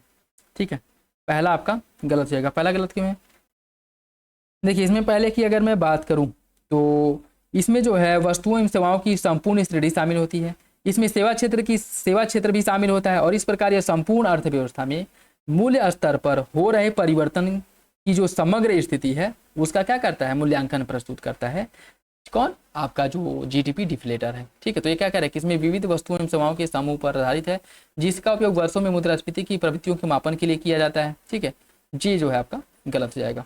ठीक है, सही आंसर इसका क्या है, ए, दूसरा सही, पहला गलत। निम्नलिखित में से कौन एक अप्रत्यक्ष कर नहीं है, कौन इसमें से अप्रत्यक्ष कर नहीं है, सीमा शुल्क, या अप्रत्यक्ष नहीं अप्रत्यक्ष होता है, बाकी प्रतिभूति समव्यवहार कर, न्यूनतम वैकल्पिक वैट हो गया, अनुषंग, ये सभी जो है प्रत्यक्ष कर है। कराधान में ट्रांसफर प्राइजिंग का मतलब क्या होता है, ट्रांसफर प्राइजिंग का मतलब होता है नियंत्रण या फिर प्रभावी वाले संबंधित पक्षों के बीच सीमा पार लेन देन। ऑप्शन सी हो जाएगा। ठीक है, ऑप्शन सी। निम्नलिखित में से कौन सी गिफेन गुड्स की वस्तुएं हैं, कौन जो है गिफेन गुड्स के अंतर्गत आती हैं, इसका सही आंसर क्या है, गिफेन गुड्स के अंतर्गत आ जाएगा आय के प्रबल प्रभाव के कारण मूल्य बढ़ने पर भी मांग बढ़ती है। Option C. ठीक है, ऑप्शन सी हो जाएगा। नेक्स्ट देखिए, इसमें सूची फर्स्ट को सूची सेकंड से सम्मिलित करना है। जो आपकी मुद्रास्फीति है, इसका अर्थ होता है वस्तुओं एवं सेवाओं के सामान्य मूल्य स्तर में समय के साथ निरंतर वृद्धि, समय के साथ सामान्य मूल्य स्तर में निरंतर वृद्धि। ठीक है, उसके बाद आपका अपस्फीति है।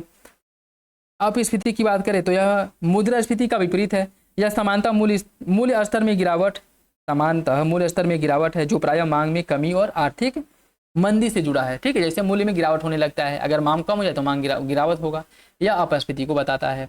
तो समय के साथ समानता मूल्य स्तर में वृद्धि नहीं, मुद्रास्फीति की दर में मंदी, आर्थिक गतिविधियों में बढ़ावा देने के लिए वस्तुओं एवं सेवाओं के समान मूल्य स्तर में गिरावट, ये हो जाएगा। अब स्फीति की बात करें तो यह मुद्रास्फीति की दर में कमी, जो मुद्रास्फीति की दर है इसमें कमी को दर्शाता है।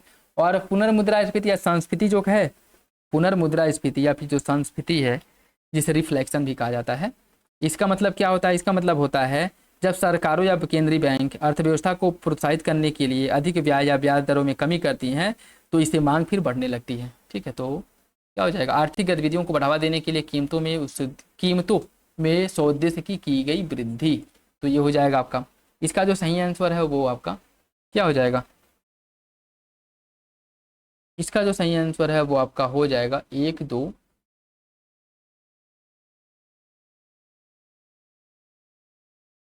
1 2 3 4।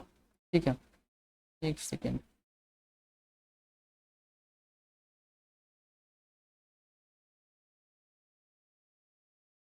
निरंतर वृद्धि सही है, अपस्फीति ये भी सही है। देखिए इसमें ऑप्शन गलत दिया है। ठीक है, 1 2 3 4 होना चाहिए, 1 2 3 4 होना चाहिए। ठीक है, ये गलत दिया है। ठीक, निम्नलिखित योजनाओं पर विचार कीजिए और इन्हें कार्यक्रम से लगाना है। दीनदयाल उपाध्याय ग्रामीण कौशल्या योजना, प्रधानमंत्री उज्ज्वला योजना, पोषण अभियान और आयुष्मान सहकार योजना, इन सभी को क्रम से लगाना है, इन सभी को क्रम से लगाना है। ठीक है, और इनके क्रम की अगर मैं बात करूं तो 1 2 3 4 ये सभी क्रम से ही हैं। ठीक है, ये सभी क्रम से ही हैं, तो सही आंसर इसका क्या हो जाएगा? ऑप्शन ए, ऑप्शन ए इसका सही है। ठीक है, दीनदयाल उपाध्याय 2014 में इसकी शुरुआत करी गई थी। अगर डेट भी अगर देखें, प्रधानमंत्री उज्ज्वला योजना की शुरुआत 2016 में करी गई थी, 2016 में। पोषण अभियान की शुरुआत कब करी गई थी? पोषण अभियान की जो शुरुआत है यह करी गई थी 2018 में, 2018 में। और आयुष्मान सहकार योजना, आयुष्मान सहकार योजना की शुरुआत की गई थी 2020 में। ठीक है, तो सभी क्रम से 1 2 3 4। केंद्रीय बजट 25-26 के बारे में देखिए। भारत के शहरों में दीर्घकालिक विकास परियोजनाओं को समर्थन देने हेतु 1 लाख करोड़ रुपए का अर्बन चैलेंज फंड जुटाया जाएगा।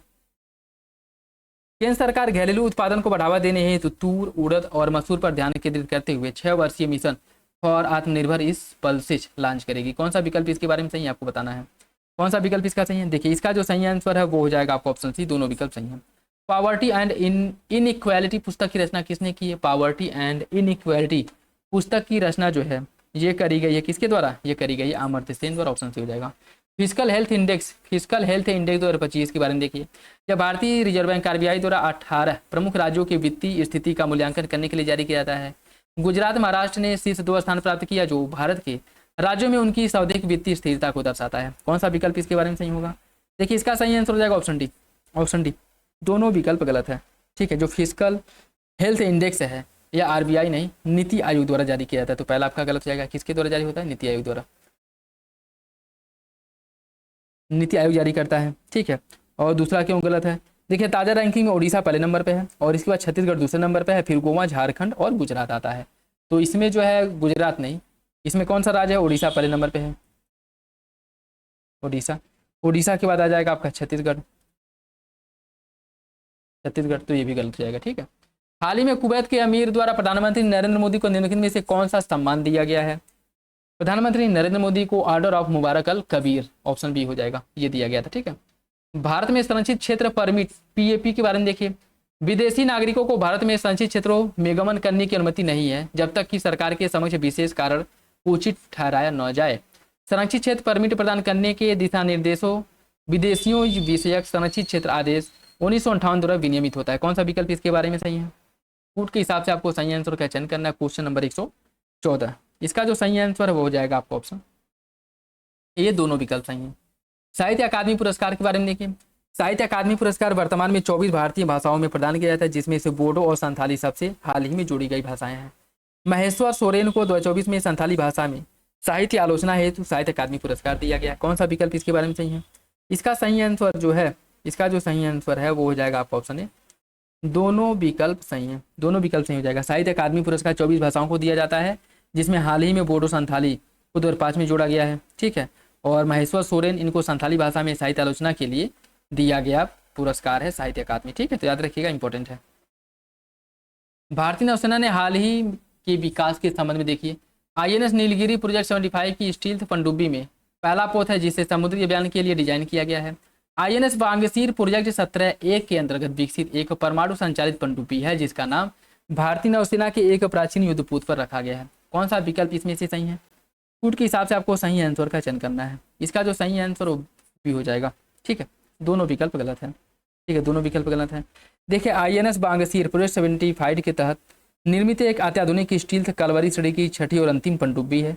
कलवरी श्रेणी की जो पनडुब्बियां हैं इनका डिजाइन स्कॉर्पियन श्रेणी पर आधारित है, जिसे फ्रांसीसी रक्षा कंपनी नेवल ग्रुप और स्पेन की सरकारी स्वामित्व वाली जो इकाई नवाटिया द्वारा विकसित किया गया है। ठीक है, तो दूसरा आपका क्या हो जाएगा? गलत हो जाएगा। ठीक है, और जो आपका नीलगिरी है, नीलगिरी की बात करें, INS नीलगिरी या स्टील फ्रिगेट है जिसे प्रोजेक्ट 17A के अंतर्गत शिपयार्ड कोड नाम द्वारा निर्मित किया गया है और यह वर्तमान में सेवा में मौजूद है। शिवालिक श्रेणी अथवा प्रोजेक्ट 17A फ्रिगेट का अनुवर्ती पोत है। INS नीलगिरी प्रोजेक्ट 17A के अंतर्गत निर्मित होने वाला 7 फ्रिगेटों में से एक है, जिसे मुंबई स्थित मझगांव डाक शिप बिल्डर्स द्वारा कोलकाता स्थित गार्डन शिप बिल्डर्स और इंजीनियर्स द्वारा बनाया गया था। तो पहला भी आपका गलत हो जाएगा। ठीक है, स्वामित्व योजना के बारे में देखिए, यह योजना की शुरुआत जो है 24 अप्रैल 2020 को ग्रामीण आवासीय संपत्तियों का ड्रोन प्रौद्योगिकी के माध्यम से डिजिटल मानचित्रण करने के लिए किया गया था। यह योजना ग्राम पंचायतों को संपत्ति कार्ड जारी करने और ग्रामीण परिवारों से प्रत्यक्ष रूप से केंद्रीय कर एकत्रित करने की सुविधा देता है। कौन सा विकल्प इसके बारे में सही है? इसका सही आंसर सी हो जाएगा। पहला सही, दूसरा गलत है। दूसरा गलत क्यों है? यह ग्राम पंचायतों को संपत्ति कर निर्धारण में सहायता करता है। उन्हें संपत्ति कार्ड जारी करके अथवा केंद्रीय कर एकत्र करने का अधिकार इसे नहीं देता है। ठीक है, संपत्ति कार्ड राज्य के राजस्व विभाग या नामित प्राधिकारी द्वारा जारी किए जाते हैं और यह संपत्ति कर केवल उन्हीं राज्यों से पंचायतों को प्राप्त होता है जहां उन्हें इसके लिए पहले से अधिकृत किया गया। ठीक है, तो पहला सही हो जाएगा, दूसरा गलत है। चिनार वृक्ष के बारे में देखिए, इसको विशिष्ट पहचान क्रमांक प्रदान कर उनका संरक्षण करने के उद्देश्य से ट्री आधार मिशन किस भारतीय राज्य द्वारा शुरू किया गया है? इसकी शुरुआत करी गई है जम्मू कश्मीर द्वारा। ऑप्शन टी हो जाएगा। ट्रांसपेरेंसी इंटरनेशनल द्वारा जो भ्रष्टाचार बोध सूचकांक है इसके बारे में देखिए, इस सूची में शीर्ष स्थान पर रहने वाले देशों के संबंध में लेकिन में से कौन सा विकल्प सही है? सही विकल्प का चयन करना है। ठीक है, देखिए इसकी अगर मैं बात करूं, भारत 38 अंकों के साथ 96वें स्थान पर रहा, डेनमार्क 90 अंकों के साथ पहले नंबर पर रहा, बी सही हो जाएगा। ठीक है, ट्रांसपेरेंसी इंटरनेशनल द्वारा भ्रष्टाचार बोध सूचकांक में। गाजा पट्टी की सीमा निम्नलिखित में से किन देशों के साथ लगती है? गाजा पट्टी की सीमा या गाजा पट्टी या किन देशों के साथ अपनी सीमा साझा करता है? देखिए इसकी जो सीमाएं लगती है वो इजराइल और मिस्र के साथ लगती है। ऑप्शन से हो जाएगा। निम्नलिखित दिवसों पर विचार कीजिए और इन्हें कार्यक्रम में लगाना है। पराक्रम दिवस कब मनाया जाता है? देखिए पराक्रम दिवस की अगर मैं बात करूं तो ये मनाया जाता है 23 जनवरी को पराक्रम दिवस। राष्ट्रीय मतदाता दिवस कब मनाया जाता है? 25 जनवरी को मनाया जाता है राष्ट्रीय मतदाता दिवस। ठीक है, अंतर्राष्ट्रीय दिव्यांगजन दिवस यह मनाया जाता है 3 दिसंबर को। 3 दिसंबर को। विश्व एड्स दिवस 1 दिसंबर को मनाया जाता है। ठीक है, तो इसका जो सही आंसर है वो हो जाएगा आपका 1 2 4 3 ऑप्शन ए। ब्लूम सिंड्रोम क्या है? ब्लूम सिंड्रोम क्या है आपको बताना है। देखिए ब्लूम सिंड्रोम यह BLM जीन में उत्परिवर्तन के कारण होने वाला एक अनुवांशिक विकार है जिसके कारण विकास में देरी, सूर्य के प्रति संवेदनशीलता, संक्रमण और कैंसर का उच्च जोखिम हो जाता है। ऑप्शन हो जाएगा इसका। हाल ही में जन समाचारों में रहा है APAR ID का तात्पर्य क्या है? जन समाचारों में हाँ APAR ID का तात्पर्य क्या है आपको बताना है। देखिए इसका मतलब है छात्रों के शैक्षणिक प्रगति और उपलब्धियों का दस्तावेजीकरण करने के लिए राष्ट्रीय शिक्षा नीति 2020 के तहत परिकल्पित एक अस्थायी शैक्षणिक खाता registration. Option B. Make in India या मेड इन इंडिया लेबल योजना का मुख्य उद्देश्य क्या है? मेड इन इंडिया लेबल का मुख्य उद्देश्य है भारत में निर्यात उत्पादों की प्रामाणिकता और गुणवत्ता सुनिश्चित करने के लिए स्वैच्छिक प्रमाणन प्रदान करना। ऑप्शन बी हो जाएगा। आयुर्वेद आहार के बारे में देखिए, यह आयुर्वेद के समग्र आहार सिद्धांतों के अनुरूप विकसित खाद्य उत्पादों को संदर्भित करता है और हाल ही में भारतीय खाद्य सुरक्षा एवं मानक प्राधिकरण ने आयुर्वेद आहार श्रेणी के अंतर्गत आयुर्वेद खाद्य पदार्थों की एक सूची जारी की। इसका सही आंसर क्या है? इसका जो सही आंसर है आपका सी हो जाएगा। दोनों विकल्प सही हैं। भारत इलेक्ट्रॉनिक्स मोबिलिटी इंडेक्स के संदर्भ में देखिए, इस नीति आयोग द्वारा इलेक्ट्रॉनिक मोबिलिटी में राज्यों और केंद्र शासित प्रदेशों की प्रगति को ट्रैक करने और मानक का स्तर निर्धारित करने के लिए एक साधन के रूप में लॉन्च किया गया है। यह सूचकांक परिवहन, विद्युतीकरण, चार्जिंग, बुनियादी ढांचे की अनुक्रिया एवं इलेक्ट्रॉनिक वाहनों संबंधी अनुसंधान और नवाचार जैसे विषयों में प्रदर्शन का मूल्यांकन करता है। यह राज्यों को भारत के इलेक्ट्रिक मोबिलिटी विजन को प्राप्त करने में क्षमता कमियों की पहचान करने और सर्वोत्तम प्रथाओं को साझा करने के लिए एक तुलनात्मक ढांचा प्रदान करता है। कौन सा विकल्प इसका सही होगा? फूड के हिसाब से आपको बताना है और इसका जो सही है आंसर रेडी हो जाएगा। तीनों विकल्प सही हैं।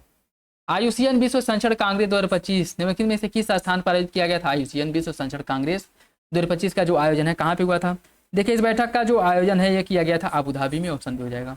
State of climate in Asia 2024 report के बारे में देखिए, यह विश्व मौसम विज्ञान संगठन WMO द्वारा जारी होता है और 2024 में वैश्विक मध्य तापमान 1850 से 2024 की अवधि में रिकॉर्ड स्तर पर सबसे अधिक था।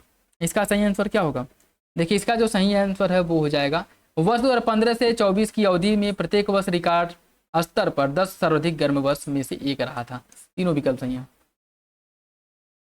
हाल ही में निम्नलिखित में से किस राज्य को उल्लास नव भारत साक्षरता कार्यक्रम के तहत पूर्ण साक्षर घोषित किया गया है? फूड के हिसाब से आपको बताना है कौन सा विकल्प इसका सही होगा। देखिए इसमें शामिल आपका गोवा और मिजोरम है, ऑप्शन ए हो जाएगा। ठीक है, ऑप्शन ए। भारत और उज्बेकिस्तान के बीच संयुक्त सैन्य अभ्यास डस्टली का छठा संस्करण कहाँ पे आयोजित किया गया था? डस्टली के छठे संस्करण का आयोजन हुआ था पुणे में हुआ था। ठीक है, विश्व वन्यजीव दिवस के बारे में देखिए, यह जो है प्रत्येक वर्ष 3 मार्च को मनाया जाता है और 2025 की थीम है wild life conservation finance investing in people and planet. कौन सा विकल्प इसका सही होगा? इसका सही आंसर सी हो जाएगा, दोनों विकल्प सही हैं। हाल ही में विश्व बैंक और अफ्रीकी विकास बैंक ने मिशन 300 लॉन्च किया है। इस पहल का उद्देश्य क्या है? इस पहल का जो उद्देश्य है वो 2030 तक उप सहारा अफ्रीका में 30 करोड़ व्यक्तियों को बिजली उपलब्ध कराना है, ऑप्शन बी हो जाएगा। ठीक है, ऑप्शन बी सही। सर्कुलरिटी के लिए शहरों के गठबंधन C3 के संबंध में निम्नलिखित कथनों में से कौन सा विकल्प सही है? यह शहर से शहर सहयोग, ज्ञान साझाकरण और निजी क्षेत्र की साझेदारी के लिए एक बहुराष्ट्रीय गठबंधन है। इसकी घोषणा केंद्रीय आवासन और शहरी कार्य मंत्री ने जयपुर में आयोजित एशिया और प्रशांत क्षेत्र में 12वें क्षेत्रीय 3R और सर्कुलर इकोनॉमी फोरम में करी थी। कौन सा विकल्प सही होगा? इसका जो सही आंसर सी हो जाएगा, दोनों विकल्प सही हैं।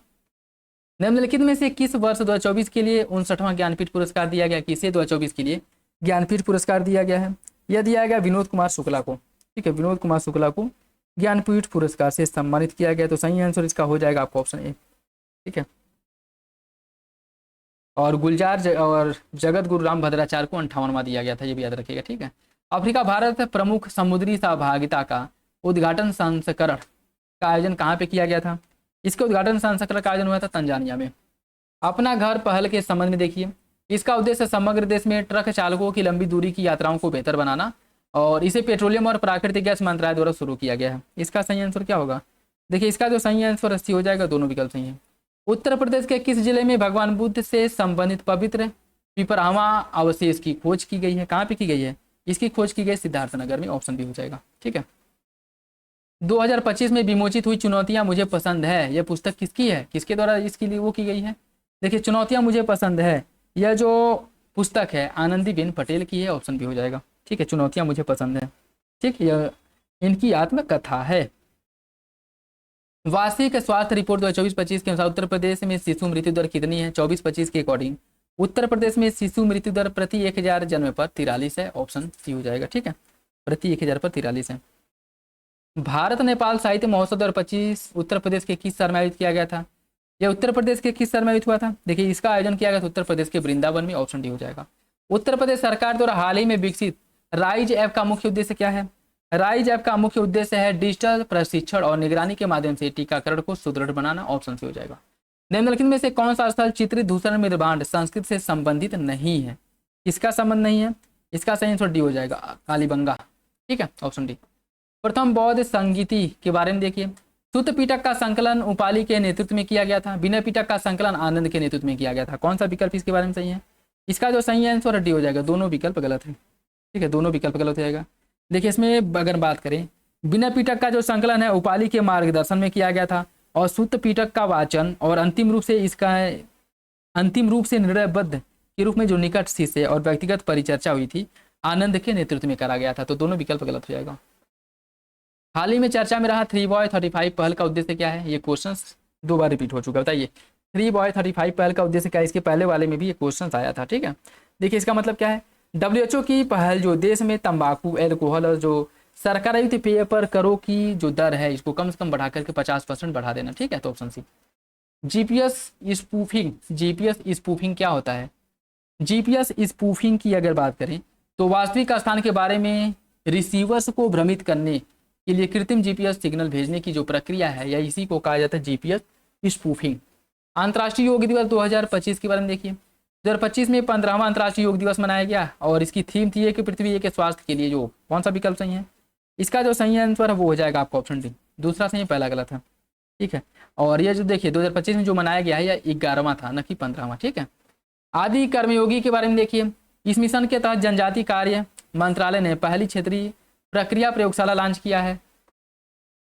इस मिशन का लक्ष्य 20 लाख जनजाति जमीनी स्तर के कार्यकर्ताओं और ग्राम स्तरीय परिवर्तनकारी नेताओं का एक संवर्ग तैयार करना है। इसका सही आंसर क्या होगा? देखिए इसका जो सही आंसर ए हो जाएगा। दोनों विकल्प सही है, दोनों विकल्प सही है। भारत में कार्यात्मक साक्षरता की उपलब्धि के संदर्भ में निम्नलिखित में से कौन सा विकल्प सही है? गोवा भारत का पहला राज्य बना जिसने पूर्ण कार्यात्मक साक्षरता प्राप्त किया है। लक्षद्वीप पहला केंद्र शासित प्रदेश यूटी बना जिसने पूर्ण कार्यात्मक साक्षरता प्राप्त किया है। कौन सा विकल्प इसके बारे में सही है? देखिए इसका जो सही आंसर है वो हो जाएगा आपका ऑप्शन डी। दूसरा सही है, पहला गलत है। ठीक है, ठीक, तो दूसरा जो है आपका में कौन सा कथन सही है? लक्षद्वीप पहला केंद्र शासित प्रदेश यूटी बना जिसने पूर्ण कार्यात्मक साक्षरता प्राप्त किया। देखिए इसमें जो है क्या होना चाहिए, ये दूसरा आपका गलत है क्योंकि ये लक्षद्वीप नहीं है। ठीक है, लद्दाख पूर्ण कार्यात्मक साक्षरता प्राप्त करने वाला पहला केंद्र शासित जो यूनियन टेरिटरी है वो बना था। ठीक है, न कि लक्षद्वीप। तो ये कौन था? लद्दाख, लद्दाख था। ठीक है, और इसके अंतर्गत बात करें तो गोवा को नव भारत साक्षरता कार्यक्रम के तहत पूर्ण कार्यात्मक साक्षरता घोषित किया गया, लेकिन मिजोरम भारत का पहला राज्य बना जिसने पूर्ण कार्यात्मक साक्षरता प्राप्त किया था। ठीक है, तो गोवा भी भारत का पहला नहीं बल्कि इसके पहले मिजोरम को घोषित किया गया था। ठीक है, तो ये भी गलत हो जाएगा। सही आंसर इसका हो जाएगा बी। दोनों विकल्प गलत है, दोनों विकल्प इसका गलत हो जाएगा। ठीक है, नेक्स्ट देखिए ग्वाडा नेगेटिव रक्त समूह के बारे में देखिए। ग्वाडा नेगेटिव रक्त समूह के बारे में इसे international society for blood transfusion द्वारा ISBT042 के रूप में आधिकारिक रूप से पंजीकृत किया गया है। इसे EMM एंटीजन की अनुपस्थिति द्वारा परिभाषित किया गया। कौन सा विकल्प इसके बारे में सही होगा? इसका सही आंसर ये है, दोनों विकल्प सही हो जाएगा। ठीक है, दोनों विकल्प इसका सही है। नेक्स्ट देखिए, और आज का लास्ट क्वेश्चन, WHO के वैश्विक महामारी समझौते के संदर्भ में देखिए, यह समझौता 20 मई 2025 को अंगीकृत किया गया था और 60 देशों द्वारा इसका समर्थन करने के बाद इसे बाध्यकारी कर दिया गया है। कौन सा विकल्प इसके बारे में सही है? इसका सही आंसर है, दोनों विकल्प सही हो जाएगा। ठीक है, दोनों विकल्प सही है, तो याद रखिएगा, इंपॉर्टेंट है। बाकी ये था आज का लास्ट क्वेश्चन। तो आई होप वीडियो आप लोगों को अच्छा लगा होगा। वीडियो पसंद है तो लाइक करिए, चैनल पर नए हैं तो सब्सक्राइब कर ले और बेल आइकन को प्रेस कर ले जिससे वीडियो के महत्वपूर्ण नोटिफिकेशन आप लोगों को मिलते रहें। बाकी जो लोग पेड ग्रुप ज्वाइन करना चाहते हैं ज्वाइन कर सकते हैं। डिस्क्रिप्शन बॉक्स में आपको लिंक मिल जाएगा, वहाँ से आकर के उसके बारे में जानकारी ले सकते हैं, नहीं तो कमेंट बॉक्स में कमेंट करके पूछ सकते हैं। ठीक है, तो चलिए मिलते हैं अगले वीडियो में। बाकी किसी भी क्वेश्चन में कोई डाउट हो, कन्फ्यूजन हो, कमेंट बॉक्स में कमेंट करके पूछ सकते हैं। ठीक है, और बाकी अपना फीडबैक कमेंट बॉक्स में जरूर दे दिया करें। तो चलिए मिलते हैं अगली वीडियो में, तब तक के लिए धन्यवाद। जय हिंद।